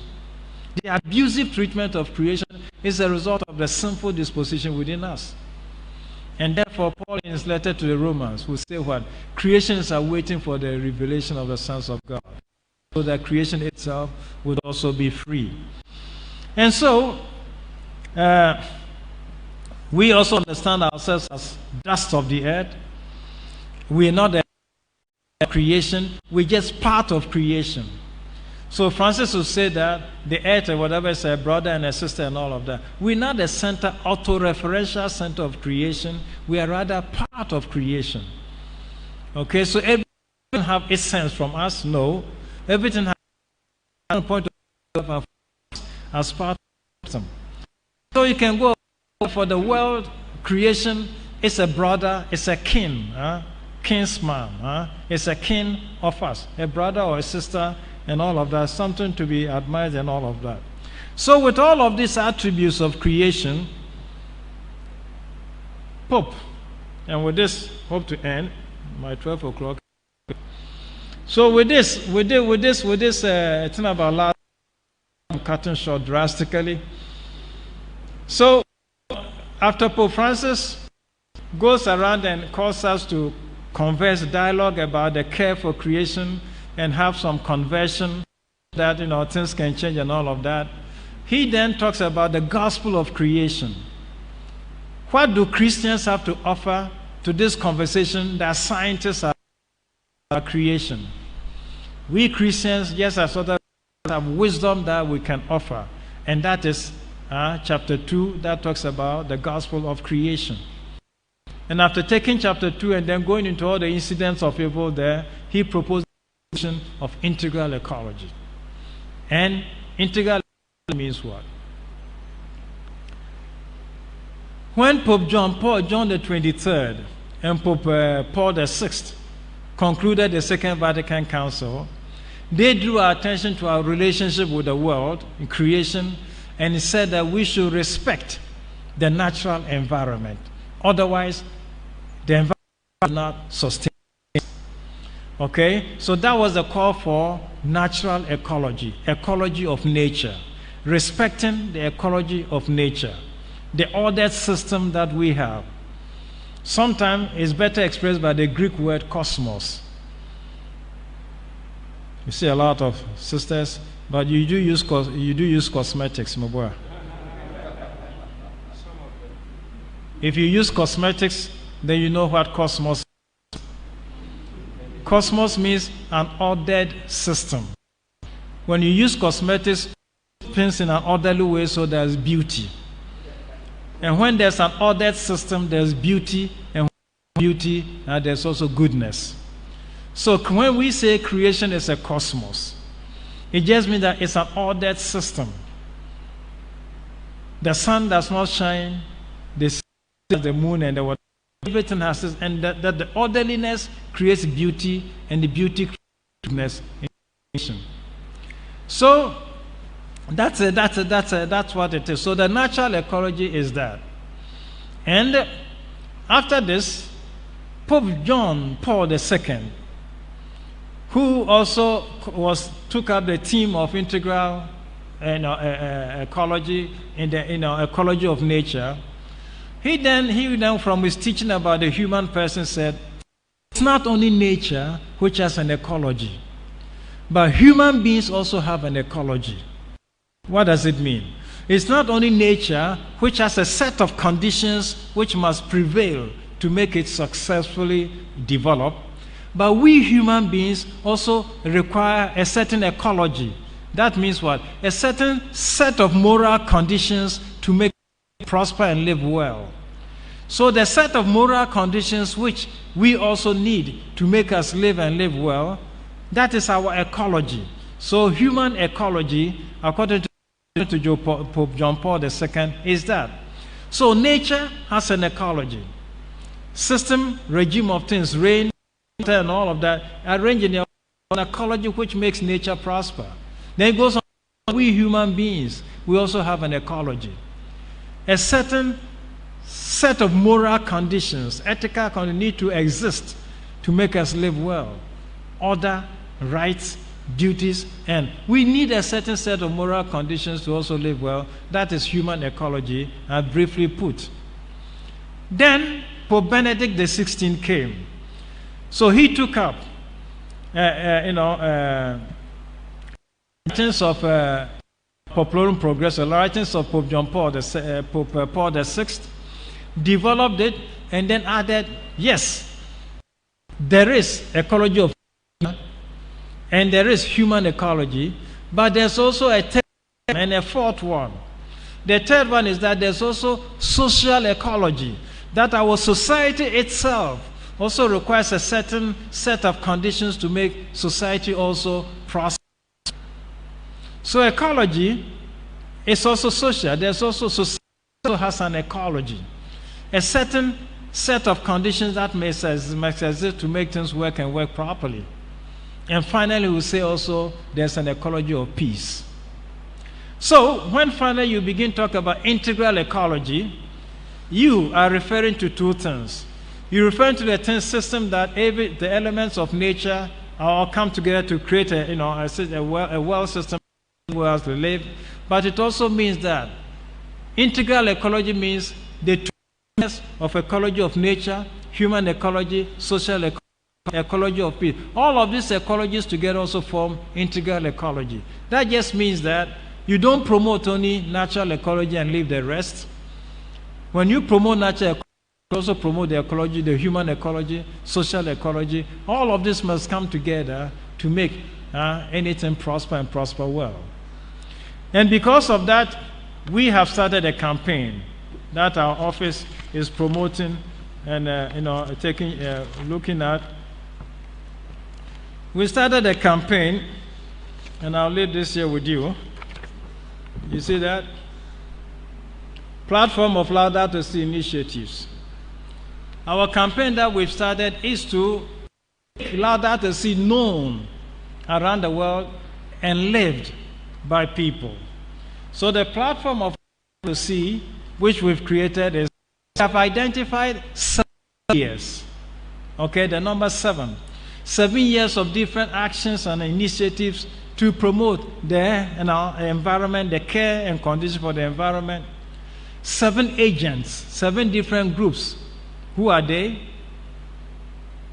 Part of it is right here. The church is an agent to promote the environment. Business people, education institutions, religious congregations. So 7 different engineers and scientists, all of them also, they identify 7 of them to promote this, and to identify 7 goals. 7 goals or 7 action plans to also make this work. For example, responding to the cry of the earth. Just as you respond to the cry of the poor. Just as you develop ecological spirituality, conscious and contemplation. So, 7-year action plan, the platform that we've developed here, is that we have identified 7, okay? For us Catholics, 7 is special. How many sacraments you got? How many corporal works of mercy? Every 7, 7, 7. So we took 7. And so it's a 7-year action plan. 7 actors, 7 goals, and 7 responses. So that's what we do, and that's what we promote in the world these days. And I'll leave this over here for anybody who is curious and wants to look at it. Okay. So that's what it is now.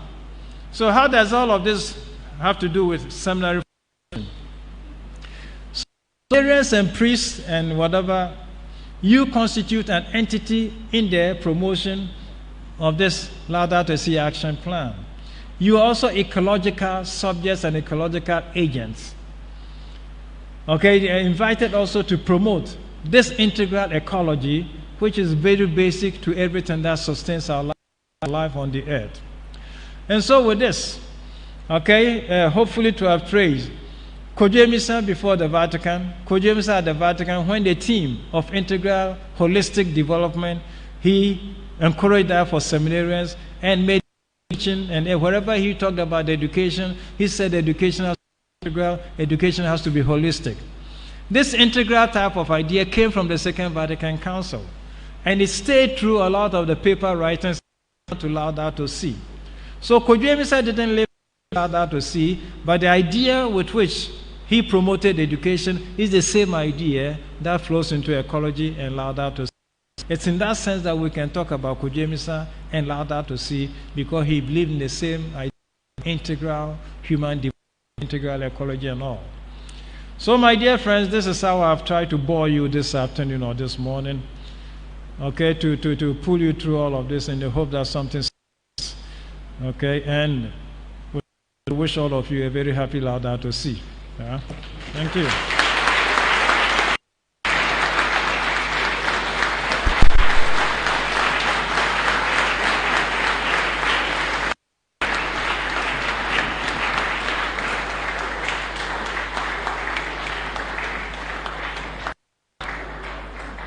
Thank you. We shall now take a musical interlude led by seminarians. A musical interlude.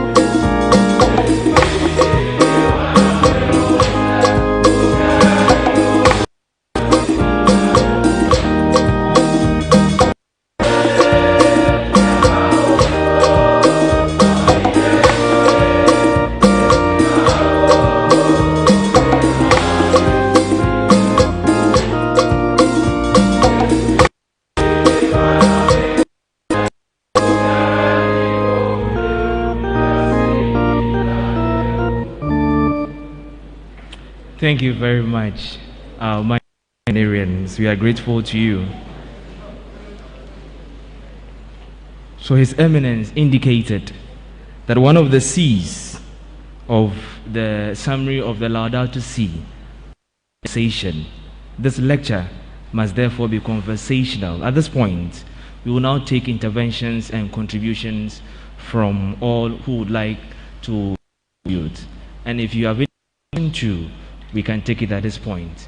There are few seats in front that are vacant. I will kindly plead with all who want to contribute to take the front seat. And as you come forward, we kindly acknowledge the following individuals and groups. And as we acknowledge them, I kindly invite those who would like to contribute to take the front seat for us. We acknowledge the presence of Very Reverend Father Bonaventure Anand, the Vicar General of the Archdiocese of Cape Coast. And we also acknowledge the presence of Very Reverend Father Joseph Ishen Benya, the Chancellor of the Archdiocese of Cape Coast. Very Reverend Monsignor Martin Esilfi, we acknowledge your presence.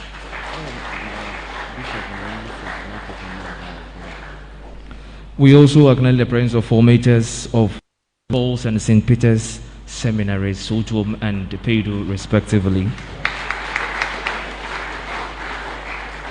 Sister Francisca Damwa, Superior General of the Sisters of the Infant Jesus, we acknowledge you. Thank you for your presence, and together with the congregation of the Sisters of Infant Jesus, who are, because Most Reverend John Kodwo Amissah is the founding father of the congregation. Sisters, we are grateful to you for your presence. Since we are talking about Laudato Si, we cannot do that without the Franciscan friars, because St. Francis of Assisi is their patron saint. So we acknowledge the presence of the Franciscan friars from the Afrengwa Prayer Valley. Sisters of the Our Lady of Apostles, thank you for your presence. School Sisters of Notre Dame, we acknowledge your presence. Thank you all for coming. As we go, we'll continue to acknowledge the presence. Now we take the contributions and interventions.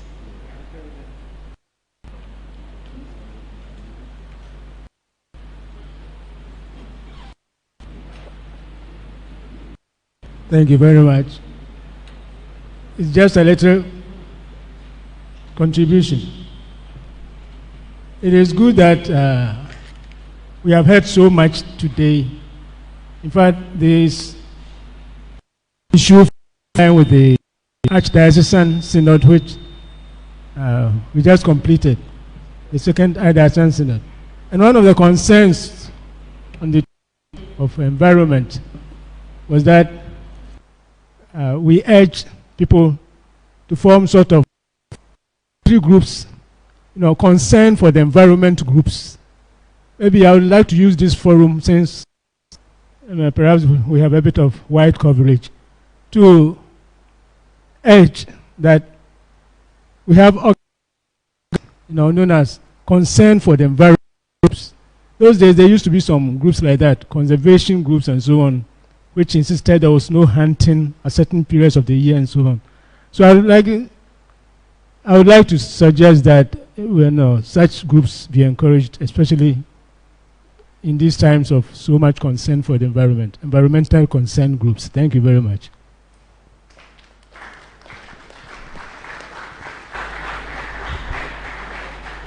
Thank you, Father. Interventions and contributions. We can take questions as well.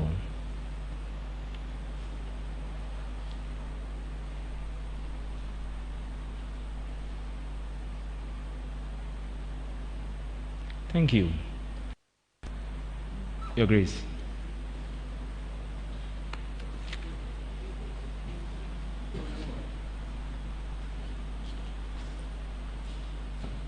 It's not, it is actually to say a premature thank you to Your Eminence. No, premature because somebody will be giving him the vote of thanks. But the reason why we struggled to bring him away from Rome to do this is particularly the latter part, which he brought out very well for you and for me. When we hear the word ecology, the whole thing sounds very, very strange, very far. And yet, he brought out Laudato Si is in those 7 C's, which should make it easy for us to remember.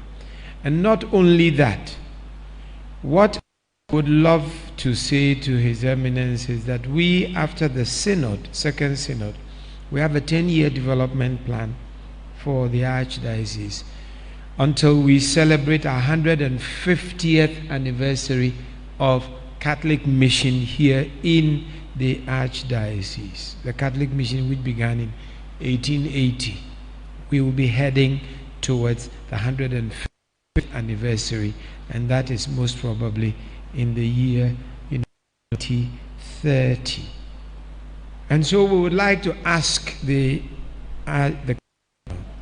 to link us up very closely to his dicastery so that we can see how we are going to implement the LSA, Laudato Si 7-year action plan in our Archdiocese. So if we got him here, It is not fortuitous, because there is a plan behind it. And I'd like to say, Your Eminence, we will definitely need to know how we can really, most probably, be the seminarium, the ground where the 7-year development plan is sown and can be made to grow. So that is what I wanted to put across. And I'd like to say, don't feel shy. Please, my seminarians, ask questions. Understand? Sound very big and very, but please don't hesitate. Ask His Eminence. That's why he's here. Let's squeeze a lot more out of him, because when he goes, you don't know when you get. And the priest and the religious, please grab him. So as the scripture says, we have heard you doing wonderful things elsewhere. So now come, do it in your own hometown. Thank you very much.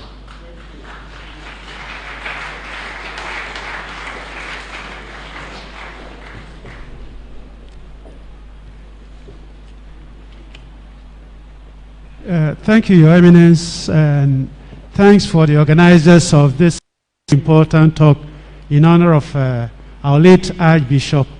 It has afforded a chance to know a little bit, very much about Laudato Si. Listen to His Eminence. I could relate to our own attitude towards Motherette. And if you go to Amissah and Kodwo here, we need to give commendation to the formators, how to a large extent we are respecting Earth, our ecology, our environment.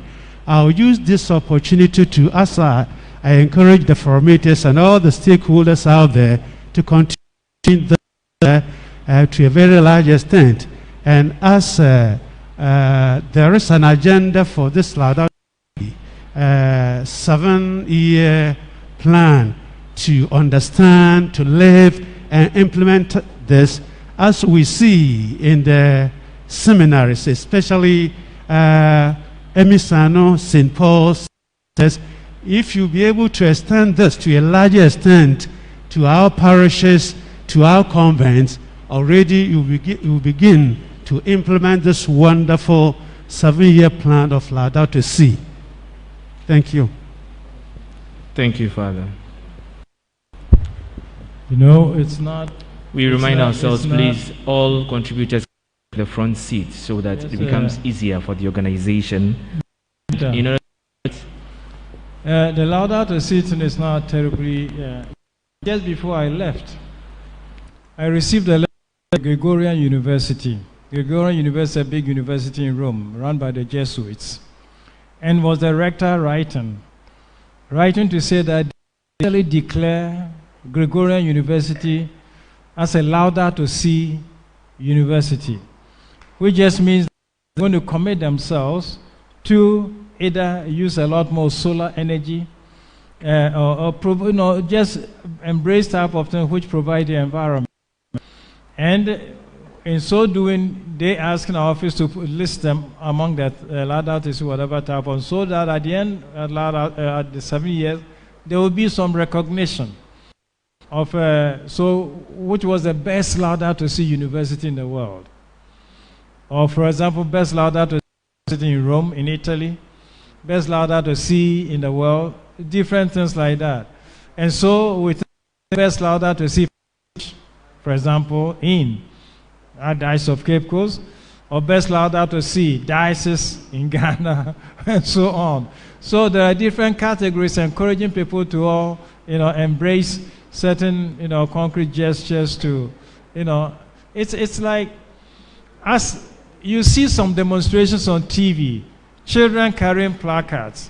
This Greta Thunberg, whatever, who says, I'm not going to school on Friday because I don't know what future I will. What is the point of going to school now if you don't know whether there will be tomorrow or not? Okay, so she started organizing these Friday, demonstrations to say, you give me, assurance okay, there will be tomorrow, committed to doing something to save the planet Earth. And this is taken up again.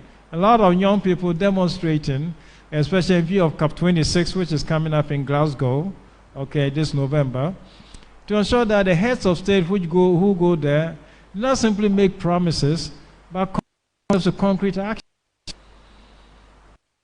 I was in Paris in 2015, and I saw the Ghanaian delegation, and they made commitments. I was in New York. Canadian government, Prime Minister Trudeau got up to make commitments. When he went back, he said he was going to get every parliamentarian to use electric car so that they don't pollute. I have not seen that happen yet. And so it is in Ghana. I understand that for COP26 in Glasgow, there are going to be 400 delegates from Ghana. 400 or 40. I think it's 40 or 400, one of the two. Not probably 40. Not 400, 40. And then again, do we have climate scientists? Where are the natural, whatever? It's not just a talking session. I think it's become serious now. Forest fires all over, floods everywhere. So it's not something that you can postpone or So people are saying there's no planet B. The planet we know, there's been spacecraft searching for life elsewhere. We still have not found one. The only one we know that we can live on is what we. If we destroy it, I'm going to go to our Archbishop there. We want to make sure that when you ordain, there will be a path.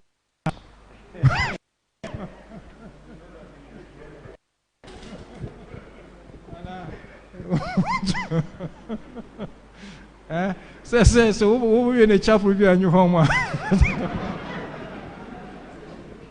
If there's no well with any church. So go ahead. Thanks, Your Eminence, for the wonderful presentation. Mine is a question, and the question is, how do we reconcile Archbishop John Amissah in those various three epochs of his life with your presentation? The pre-Vatican, where the education should not on-Christianize the Ghanaian, on-make the Ghanaian, and then the integral education and integral ecology with comprehensive sex education. So we have Archbishop Kodwo Amissah, we have comprehensive sexuality education, and then how do we reconcile him before Vatican II, education not making the Ghanaian un-Ghanaian, then with his integral education, holistic education that must go on, and then now integral ecology. So when Archbishop they do not un-Africanize the African or un-Ghanaianize, if that exists, if that word exists, un-Ghanaianize or but if it's taking whatever time, it just means that you develop the Ghanaian or the African to be integrally person. Okay, if you want the one expression I didn't talk about, but which underlines all of this, is the personhood of your person with your dignities, your right and everything. Now, so when you take the your Africanity, your whatever thing out of you, you not nothing then can be integral. You cannot have an education which diminishes you and still claims to be integral. It's not. So any education that is integral, holistic, is an education that does not diminish you or take something away from you, but that promotes everything that you have to its perfect and fullest form. Do not Africanize.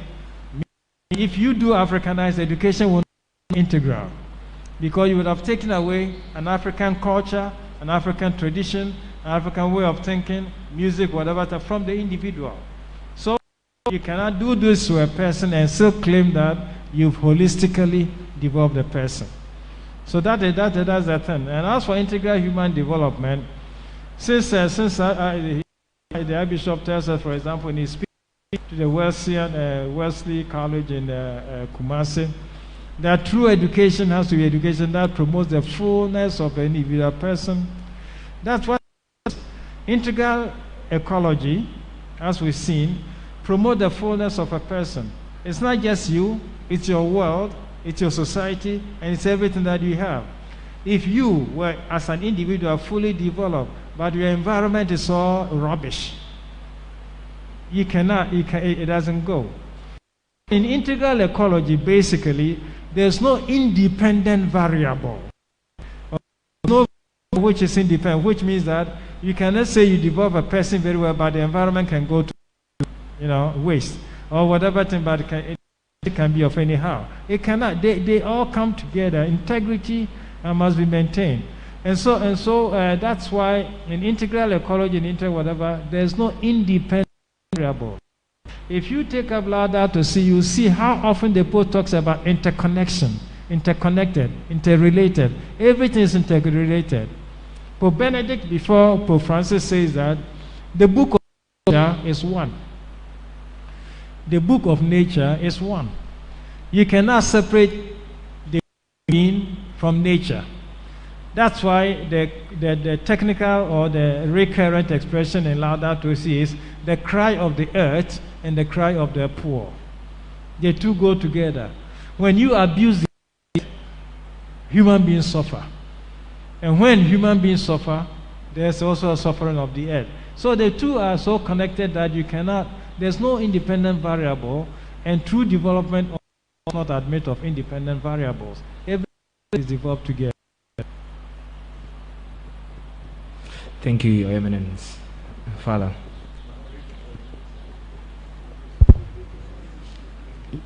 Your Eminence,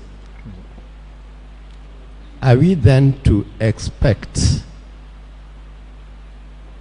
a reorientation in the catechism that is taught from our infancy into the human ecology, or will the human ecology be taught by homilies when we are that? Thank you.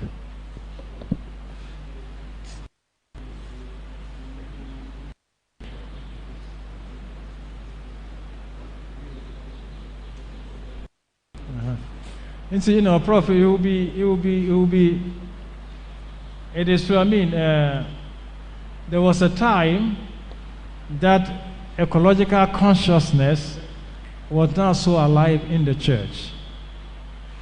Okay, and when you come to that, the Greek Orthodox Church got more about ecology, the ecology way before the Catholic Church.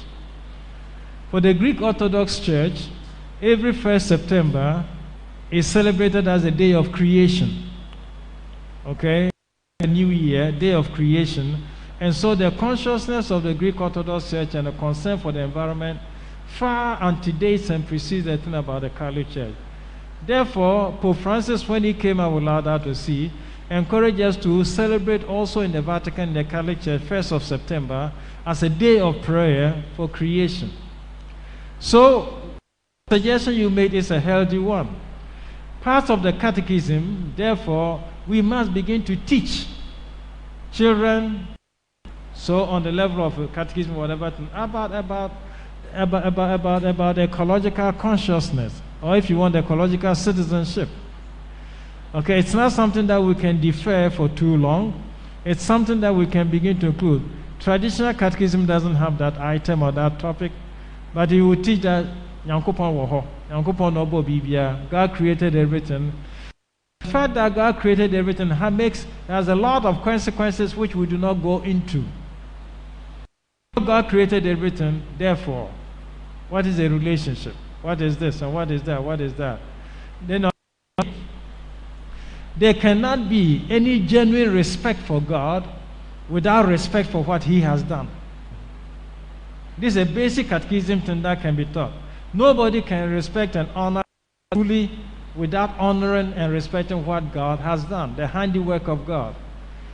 Okay, so nobody can truly say, I believe in God, whatever, and when it comes to what God has done, throw them away, treat them when the rubbish, whatever, the two don't go in hand. So for coherence, the love of God is for the love of creation, for what God has made. And it's not just the human being, but also every other thing that God has made. So in that sense, yes, new elements can be added to the curriculum so that, children grow up with this sense of whatever. The Bible does it a little bit for us.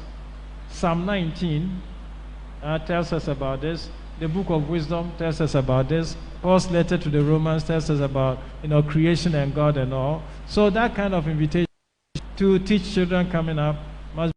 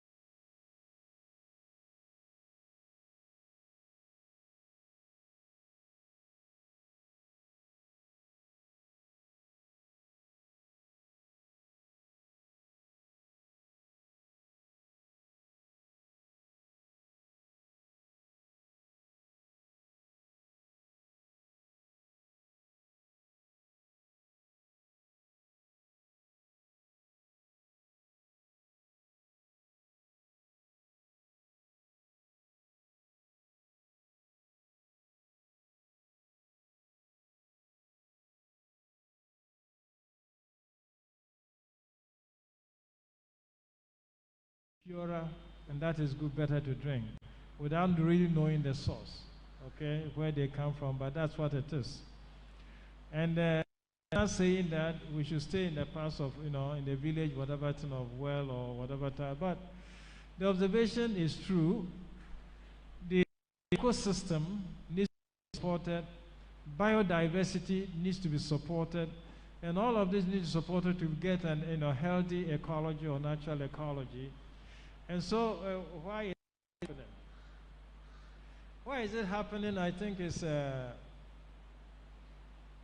not recognizing the wisdom of Edidi Dada, Edidi Prekupet. You know that proverb? Yeah? Our leaders are Edidi Prekupet. Okay? Get whatever wealth get at whatever cost, and then they leave office or they leave power, and that's what it is. I know that the Chinese or whatever, some are in alliance with political figures and they do whatever type of thing and all of that. It's not only that, they're also in the thing about cutting rosewood, a whole lot of lumbering industry. So I think it's a leadership, huh? It's a question of leadership and having foresight, having the interests of the country. If you hold that in view, and whatever, but I know what you're talking about. I have experiences, I have whatever, and I have tweeted a few times about that. Sometimes I've said that our first Kwame Nkrumah, because this is not the first time we're doing gold mining in Ghana. Kwame Nkrumah advised that every mining, whatever, should go under the earth to get the gold and leave the surface for food production. So the trade that you talk about is not only water, it's also food. I grew up in Takwa, in Suta. There's no one place in Ghana where food is as expensive as Takwa and in Suta. Because every food has to be brought in. Because there's so much of what you're saying, I'm saying whatever type of thing that, whatever. So it's a question of, and as for that, when it comes to that, we just need to wake up. So, what for you? Yes, I'll give you an example. Another solution that Pope Francis proposed. When Pope Francis is talking about economics and criticizing the economy, whatever, he says all of us have. I'm looking for something I did. You carry wallets. Wallets. Pope Francis says that is our economic power. So he says the power of the wallet. Because when you don't buy some produce, the produce cannot make profit. And so your decision to buy a produce or not to buy a produce determines whether that produce, makes it or does not. So he talks about the wallet. So everybody so we are all market. We all market for whatever is produced. And our support of whatever produce determines what what products are, keep coming and not. If nobody buys cars, who will make cars? If nobody buys whatever. So it's so very important, our exercise of the power of the wallet. And related to that, I am also now talking about the power of your vote. It's time probably at elections to really consider issues. It's time to consider issues. Okay, and to look at what we're voting for. As for, it's become clear.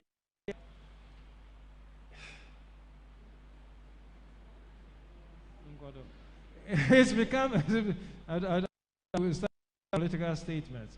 But it's become clear. Normally, technically, the exercise of election is to give somebody a mandate to exercise political power for your benefit and for your good.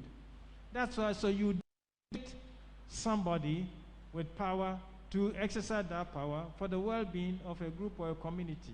So people who are voted for are people who have been delegated, who should feel themselves as having been delegated. But because elections is carried on by giving gifts and monies, people, instead of election and mandate, they consider it as having bought that status. So it's no more any responsibility towards anybody for the responsibility already. by giving whatever. So when they on their own whatever, of delegation, no sense of mandating anything. The moment that they gave people gifts and cloth and whatever type of thing to be voted for, they bought their power, they bought their status. So you can hold them to anything. So we need to change a few things ourselves if we're going to be able to exercise the power of the wallet and the power of our vote.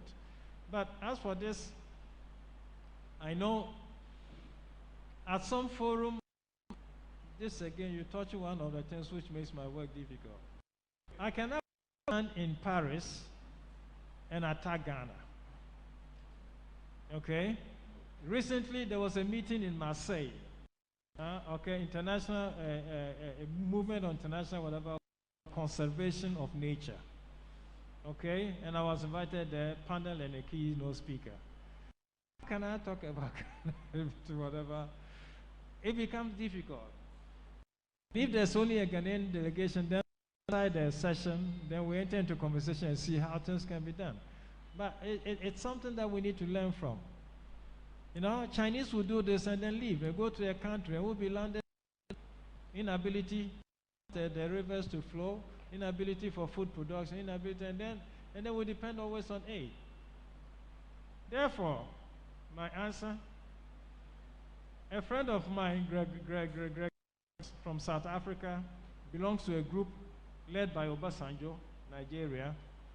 It's a think tank. So they wrote a book called Why Africa is Poor. And the answer is Africa is poor by choice. By choice. Whose choice? The choice of its leaders. So the choice of the leaders make Africa poor. Their choice and their governance are responsible for our poverty. And this is a research of their book. And you get to think about what you say fits in there. You have no idea how people are fighting over water. Okay? In Latin America, we're not the only ones talking about water. In Latin America, water is a crucial issue now. In fact, people predict that the next world war will be over water. Because of its shortage and because of its access. Unless we say that because we're on the coast, we can desalinate the seawater and have water to drink. Fine. If you want to do that, go to Saudi Arabia, go to Dubai and find out.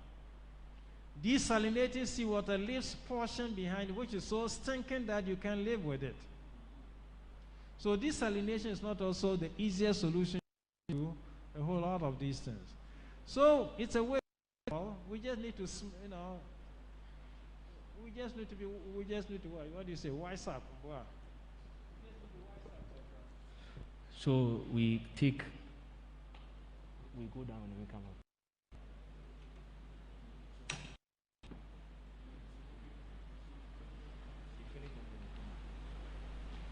So please, we take the 4 questions quickly together, he responses. So the last 4 questions down here.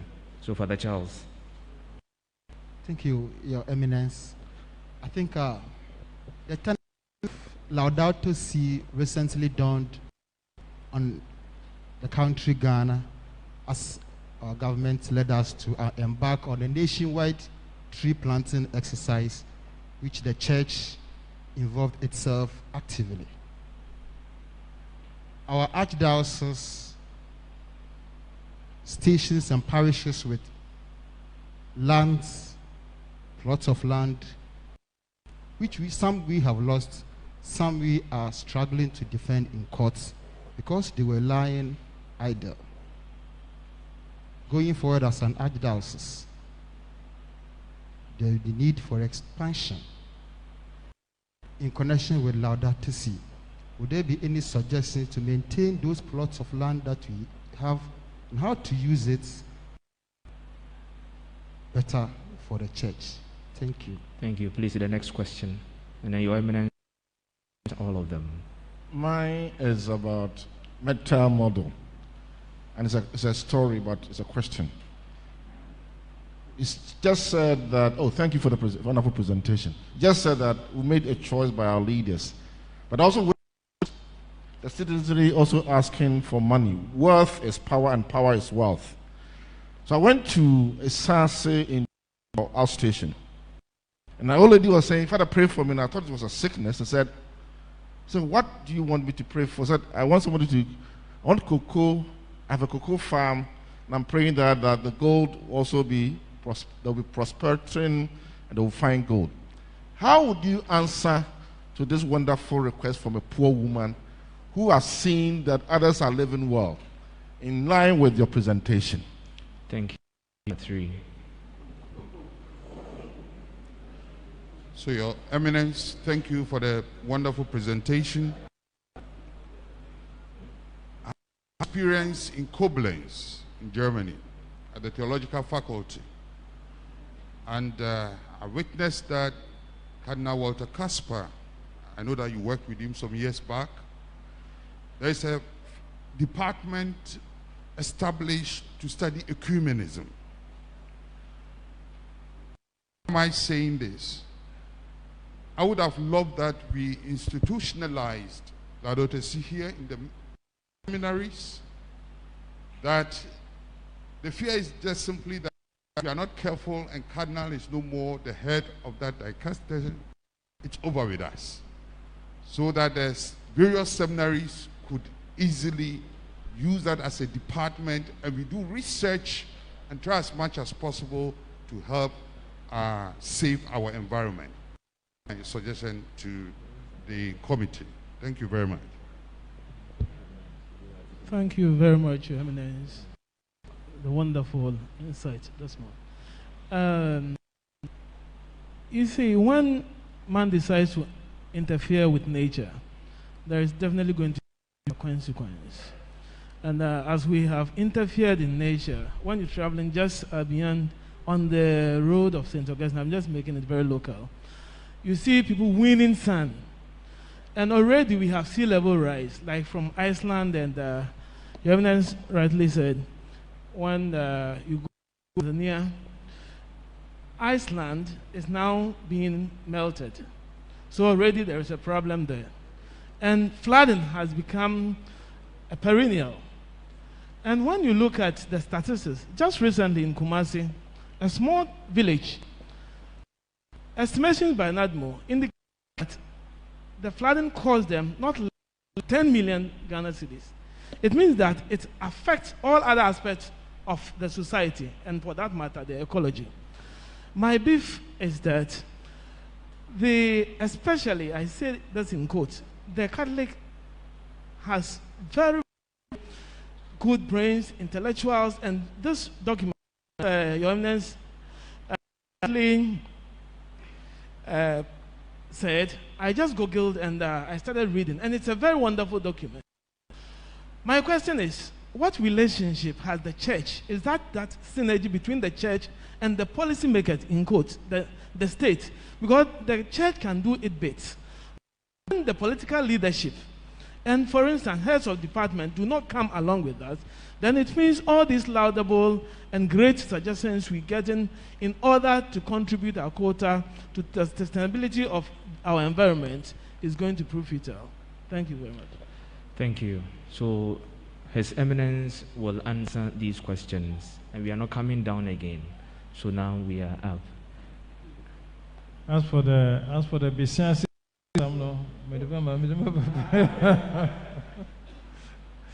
no, okay, so the first thing is about Laudato Si initiatives. You were talking about the diocese having planted a few, whatever, and what will proceed. You know, there is something carbon credit. Carbon credit is a way of making money by planting trees. Fewer trees, so the thing is that photosynthesis, how do you draw carbon dioxide from the atmosphere?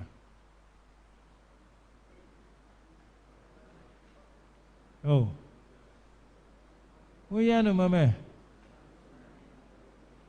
What does photosynthesis do?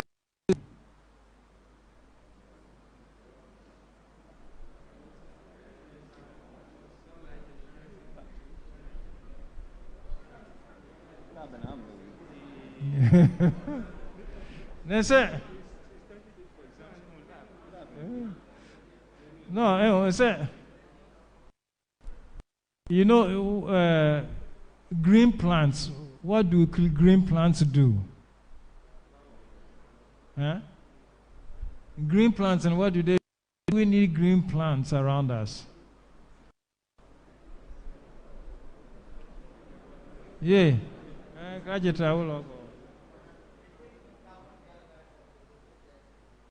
They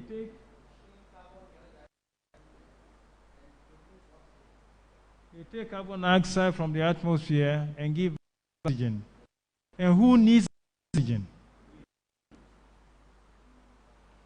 So when you cut these things which take the carbon dioxide, produce oxygen, the more you destroy them, the more you keep carbon dioxide, and the less you have oxygen, and the more you get sick.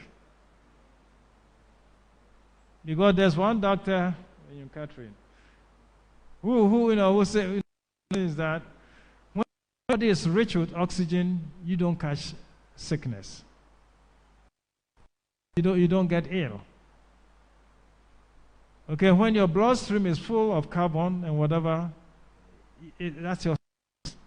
So in any case, so carbon credit is the ability to reward people who plant trees to absorb carbon dioxide from the air, because the problem we're facing now is that there's too much carbon dioxide in the atmosphere. The last campaign is about air travel. They're trying to campaign against air travel not because of COVID, but because airplanes also contribute hugely to the consumption, the production of carbon in the atmosphere. Unless we get electric airplanes, which they're researching on that. But so that's the thing. Therefore, when any of the land sources you're talking about, we are able to put them on the huge whatever tin of tree cover, then we can calculate. So we can get people who are in this. They can calculate whatever type of thing and identify or separate the carbon credit that you can get. And there are carbon banks, okay? And you go and redeem.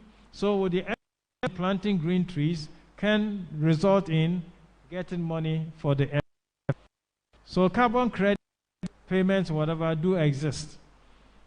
Okay, and so in response to the question about what can be done, the more you can promote people to do this, okay, the more you can also exchange your carbon credit for, for cash and for money. So that does exist. And if it's like contacting who deal with this carbon credit, we can provide some links to people who do that. Then yeah. The cocoa okay, it is. It says Sikasemi. No, yeah, but in Ghana, sir, you have this song. What's the security? Security the moja. Any be an EU, me boy. Yeah. So if you promote money this way, then people do anything to acquire money. Okay, although some ancient church father, without excuses, requested from the archbishops and the ladies and everybody here and the young seminarians for the expression of use. A very distant church father referred to money as the shit of the devil. Okay, and prophets used this expression once. So why should we be fighting for the shit of the devil? Okay, and that's simple to say. So now the woman therefore asking you to pray. This I know. I'm not a joke. I know that the next challenge to the church about evangelization is going to be poverty. Okay, the next challenge to the church's evangelization is going to be poverty. It started here in Ghana already. The beneficiaries of some form of funding in the universities are from where? When are your guests accept to put burger or whatever and they are a lot of it's like a I was there about a month ago for a conference of the bishops' conference. For the first time, the bishops are getting concerned about poverty in Kinshasa, because that is becoming something that is being used by some Islamic communities to establish their base. Poverty, people need whatever, so they provide them with the wherewithal, and with the provider of wherewithal, also create these communities. The Islamic Brotherhood functions that way. Okay? If the president of and Jordan are worried about Islamic Brotherhood, is that it's exploiting poverty for a particular form of Islam. Okay, whatever type of. So it's going to be a challenge. Poverty will be a challenge for evangelization in the near future. And it will almost be like living in you cannot see somebody going or go keep warm and whatever type of thing. Unfortunately, I'm sharing with you this Thursday. Just last Tuesday, we had a meeting in our area in Rome. This is something not everybody, even those in our office, although the name of the office is Integral Human Development, but I see that everywhere, wherever you go, how poverty increasingly is an issue. Look at Haiti, the crisis to the American border, and they being sent back by force. What is them? It's poverty. Look at northwestern Mozambique. You heard of the story. How that is being invaded by some jihadist group, creating a base there by all means. But that the Franciscan bishop who used to be there, at one of the synods said, our area is the poorest in Mozambique, and if you don't help us do something, it's going to happen. It's happened. So the poverty is a real challenge. It's going to be a real challenge for unless we begin to strategize. Of course, our gospel is not to hand out money and whatever type of thing. But we need to take seriously poverty situations of populations and see how we can, if even not, we're not going to hand everybody $1 million or whatever, but at least enable people to eat, enable people whatever. So poverty will be an issue. I'm talking to a group which I hope in the future to present to SECAM, Bishops of Africa. Group we talk we call inclusive capitalism. You can look them on website. Inclusive capitalism is headed by one lady, Lynn Rothschild. You know the name Rothschild. If you know the name, that already says something to you. So it's a very rich whatever type. So they group called inclusive capitalism. They're doing that with the Vatican. Some they are counter whatever type of thing. I say, look, people laugh at your name when they say inclusive capitalism. They say, this is an oxymoron. How can you capital which is inclusive? I say, but that's what you can make happen. Make capitalism inclusive. Make everyone capitalist, and there will be no poor one in the world. And he looks at me, strange way. Say, that should be your goal. Make everybody put capital in the hands of everybody. Whether it is through social microcredit, or whether it is true, whatever. But put capital in the hands of everybody, and you do. You'll be able to deal with, poverty around the world. So that's something at least our office is seriously looking at. The little indications I get, this is going to be an issue. It's not only that poor woman who asks you, but it's going to be a constantly, issue that will be coming up.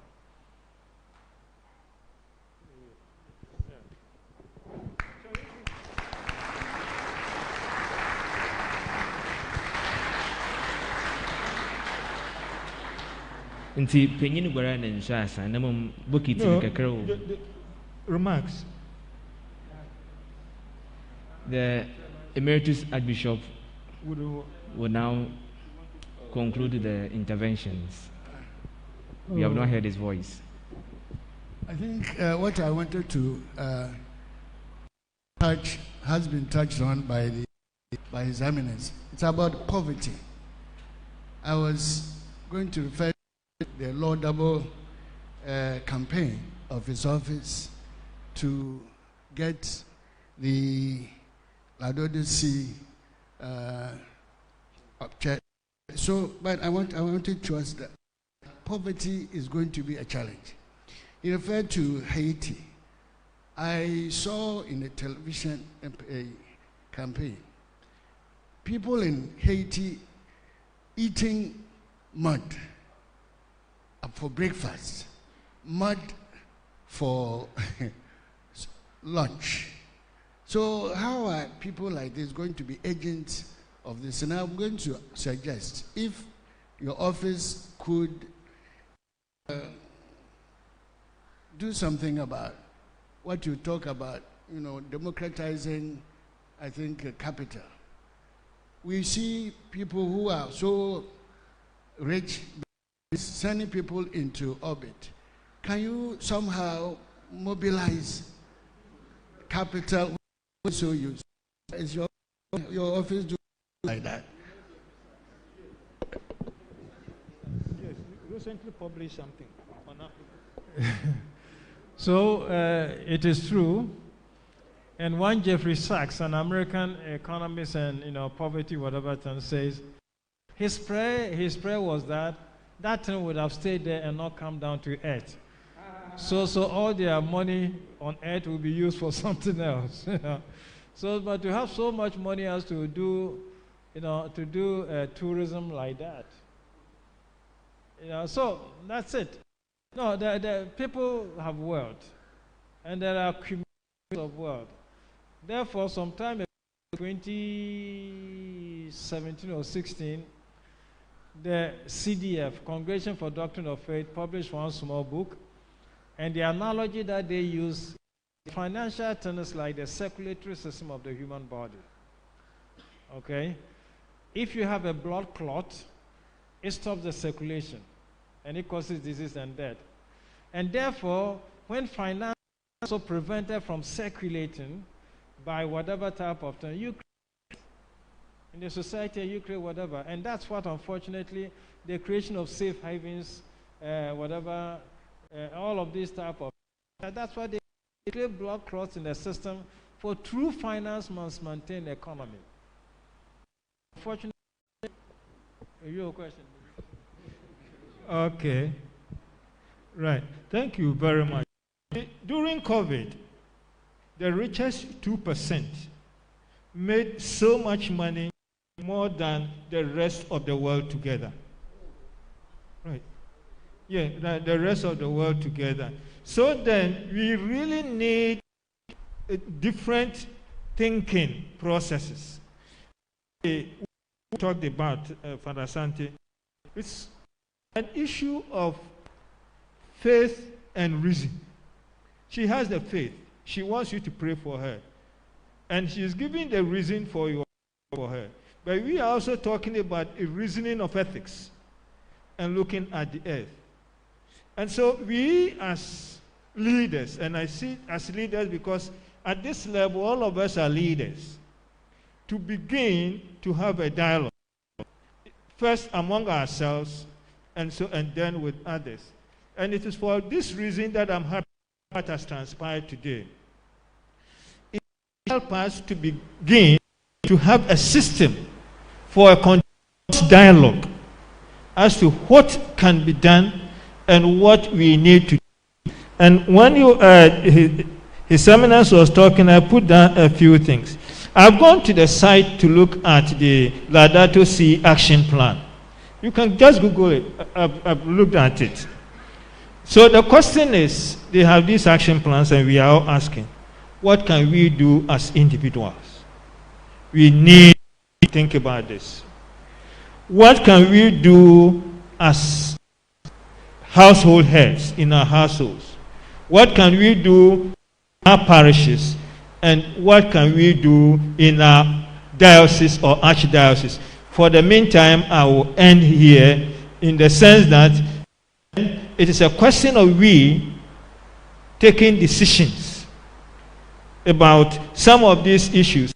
I grew up in the place where galamsey was rife when I was young. But when it rains, our parents will not let us go out because you can go and fall into a diamond pit which was full of water. It's not that mobile and all those things have come, so you get to know that this is going on at X and Y places. I have friends who died that way when I was about 8, 9, 10, dying in diamond pits. We thought it was somewhere. It's hitting all of us now. So what do we need to do? And discussing this in a system. So, as I said, all of us, by your grace, I think we should start a room where we will begin to look at these things and see how we bring on board a number of people within and possibly out of the church to develop strategies for meeting that. The central region has been one of the poorest in the country. And we said it was the fourth at the time when we had drought, and that was in 1998-99. We no longer have that. But we are an ecologically fragile region. Any little change in rainfall affects us. That's why we call it ecologically fragile regions. Any little change affects us. So how do we begin to think about consistency in a fragile environment? And that's where the plans are there, and we all need to look at it. And so I hope that all of us have taken something. I'm not going to summarize or say anything. We all know what we have taken, and we all have to think through what we need to do to move forward. And perhaps at the appropriate time, we will also have it and take account of what he has put on our plates. And therefore, we will not allow it to end here. I think it from all of you is the assurance that you will go and have a look at what we can do as members of our household and in our parishes and in the archdiocese to move this process forward. Confucius has said that if your plan is for 1 year, plant rice. Yes. If it's for 10 years, plant trees. But if it's for 100 years, educate children. We need to think seriously about this. Because we need to educate the children ecologically more conscious than we have been. And that's where, to me, the issues will become. So, Your Eminence, we are most grateful. At least I've learned a lot, and I hope that I'll also be able to share with others, and you will be able to share with us. I will leave the thank you to whoever is designated to do so. But thank you.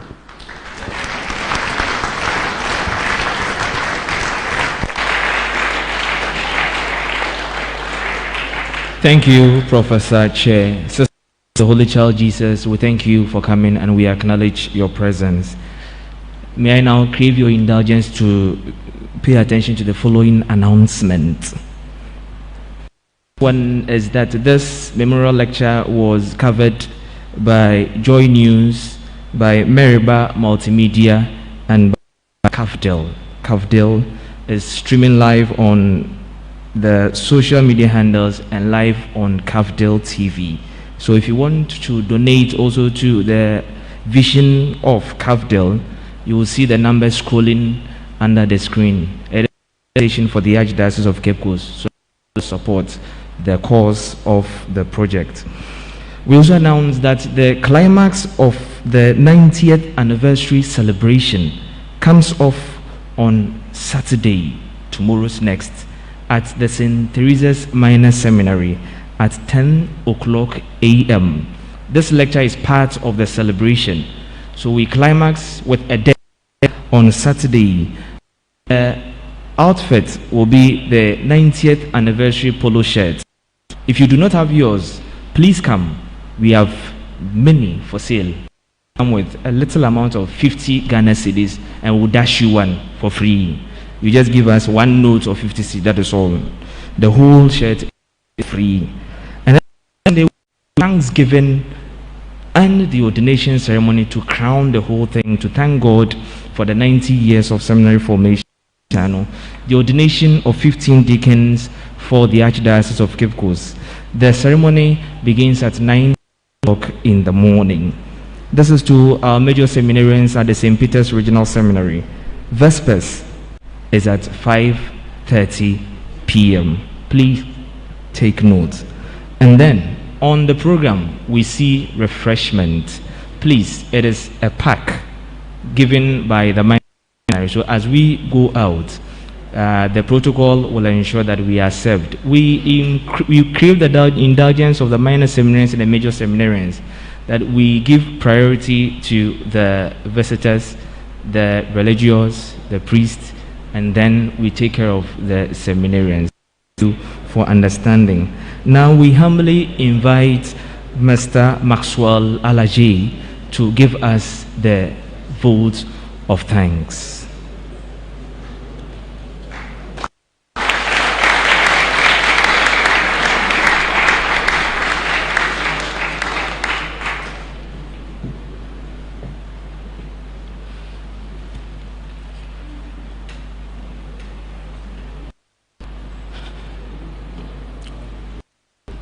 In the chair, Professor Kodwo Amissah, His Eminence Peter Cardinal Appiah Texan, Your Grace, Most Reverend Matthias Nketia, Most Reverend Charles Gabriel Pamabakel, Your Lordship, Most Reverend Francis Asian, rectors with their families, priests and religious here gathered, most valued invited guests, seminarians, respected ladies and gentlemen, good afternoon to you.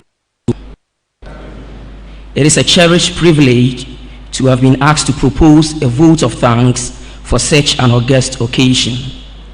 We give thanks to our Lord Almighty, who some 90 years ago inspired humans to plant a seed at Amissah to nurture vocation to the priesthood, and who with a steadfast love which endures forever has granted continual and fruitful growth to this seed into the most prestigious, academically impeccable, morally standard, and humanly holistic St. Theresa's Minor Seminary, whose anniversary has given us the privilege of participating in this lecture. I, on behalf of the organizers of this event, the staff and seminarians of St. Peter's Minor Seminary, seminarians in Archbishop Kodwo Amissah in St. Peter's Regional Seminary, and the entire seminarians of St. Peter's Regional Seminary, and all of us here gathered, extend our deep sense of appreciation to our speaker, His Eminence Peter Cardinal Appiah Texan, for sharing with us your insightful thoughts on the topic. For a long period of time, we have been reading about how you speak passionately about this encyclical to different assemblies all over the world, and have been longing on our side to have the honor of hearing you speak to us in ways this second encyclical of Pope Francis relates to us in our formation. It is on this note that we express to you our heartfelt gratitude for gracing this teaching with your presence, but also for taking time in a most intelligent and humble way to discuss with us the various ways in which the late Archbishop John Amissah and this encyclical relates to our vocation.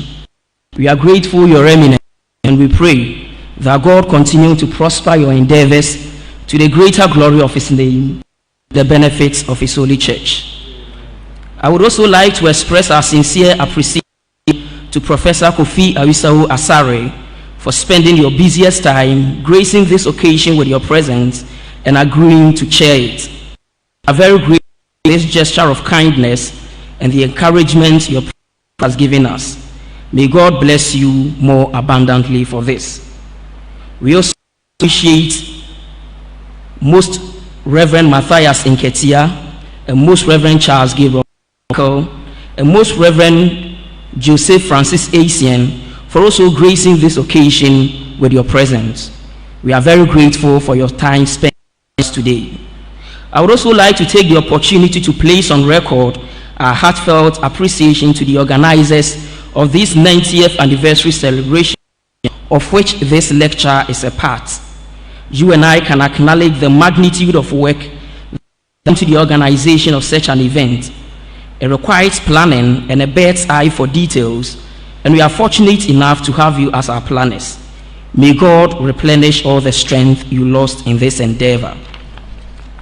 I would also want to thank the directors of St. Theresa's Minor Seminary, Very Reverend Father Michael Pamfo, St. Paul's Catholic Seminary, Very Reverend Father Francis Lemaire, and St. Peter's Regional Seminary, Very Reverend Father Robert Charles Sniper, and their team of formators, monsignors and priests, and all religious here gathered, for your enormous cooperation in the organization of this event. To speak about formation today, permit me, with all respect, to appreciate the efforts of our formators in a special way in nurturing and guiding the desire in our hearts to the people, which have brought all of us together as seminarians and instilling in our hearts a sense of reverence to the earth. Cardinal Sarah wrote in his book, God or Nothing, and I quote, "A seminarian in life is like the creepers in the forest. The creeper is a flexible stem that is incapable of lifting it. It creeps on the ground until it meets a hardy tree. Then it latches on it for support and climbs onto the top, for it too would like to see the sun." It is the same with us as seminarians. If we do not find solid trees whose roots are nourished by God to latch ascend towards heaven, there is no chance of we being able to see the light. Unquote.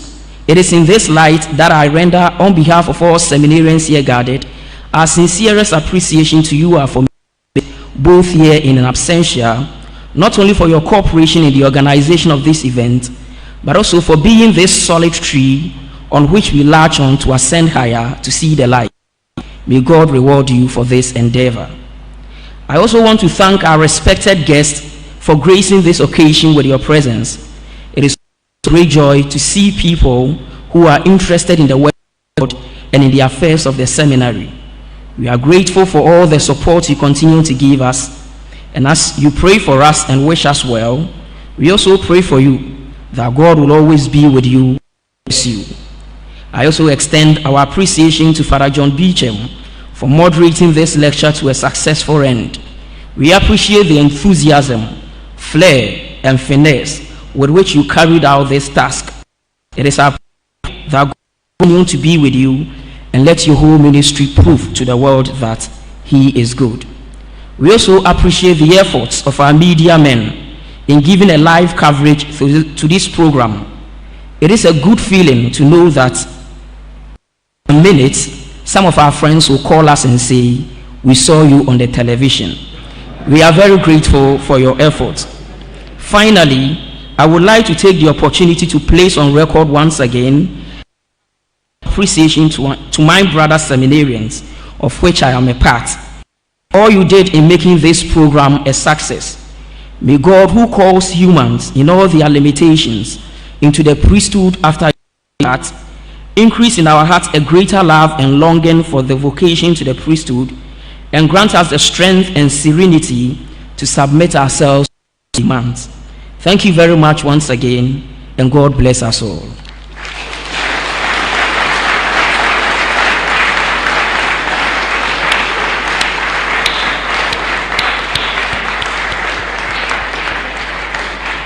Thank you, Brother Maxwell, and we're also grateful to you for your confidence. God bless you very well. Let us give it to him again.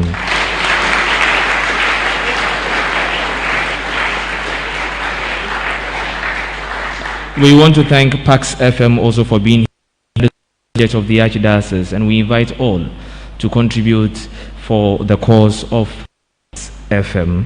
And one thing that I also mentioned is the occupant of Archbishop Amissah Hall in St. Peter's Regional Seminary. We know you celebrate the man in a grand style. We thank you also for being of the organization. Thank you very much wherever you are. Now we kindly invite Mr. Ebenezer Appiah to give us the concluding prayer, after which Archbishop Emeritus will give us the blessing. And after the blessing, we all stand.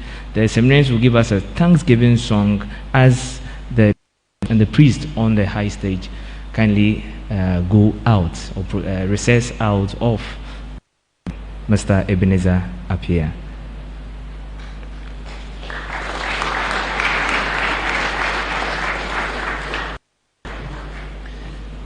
Shall we please stand and pray?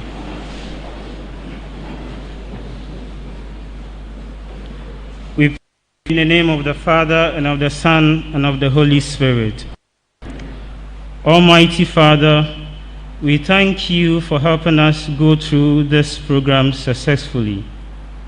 We pray that as we remember 30 years of the death of Archbishop John Kodwo Amissah, and 90 years of the establishment of St. Teresa's Minor Seminary, you infuse us with your spirit and strength to always see you in creation, to care for it, our common home. We pray that you help us be a good instrument of God's peace and love. We make our prayer through Christ and reigns with you, with the Holy Spirit, God forever and ever. Amen. The Lord with you. The blessing of Almighty God, the Father, the Son, and the Holy Spirit come down upon you and remain with you now and forevermore.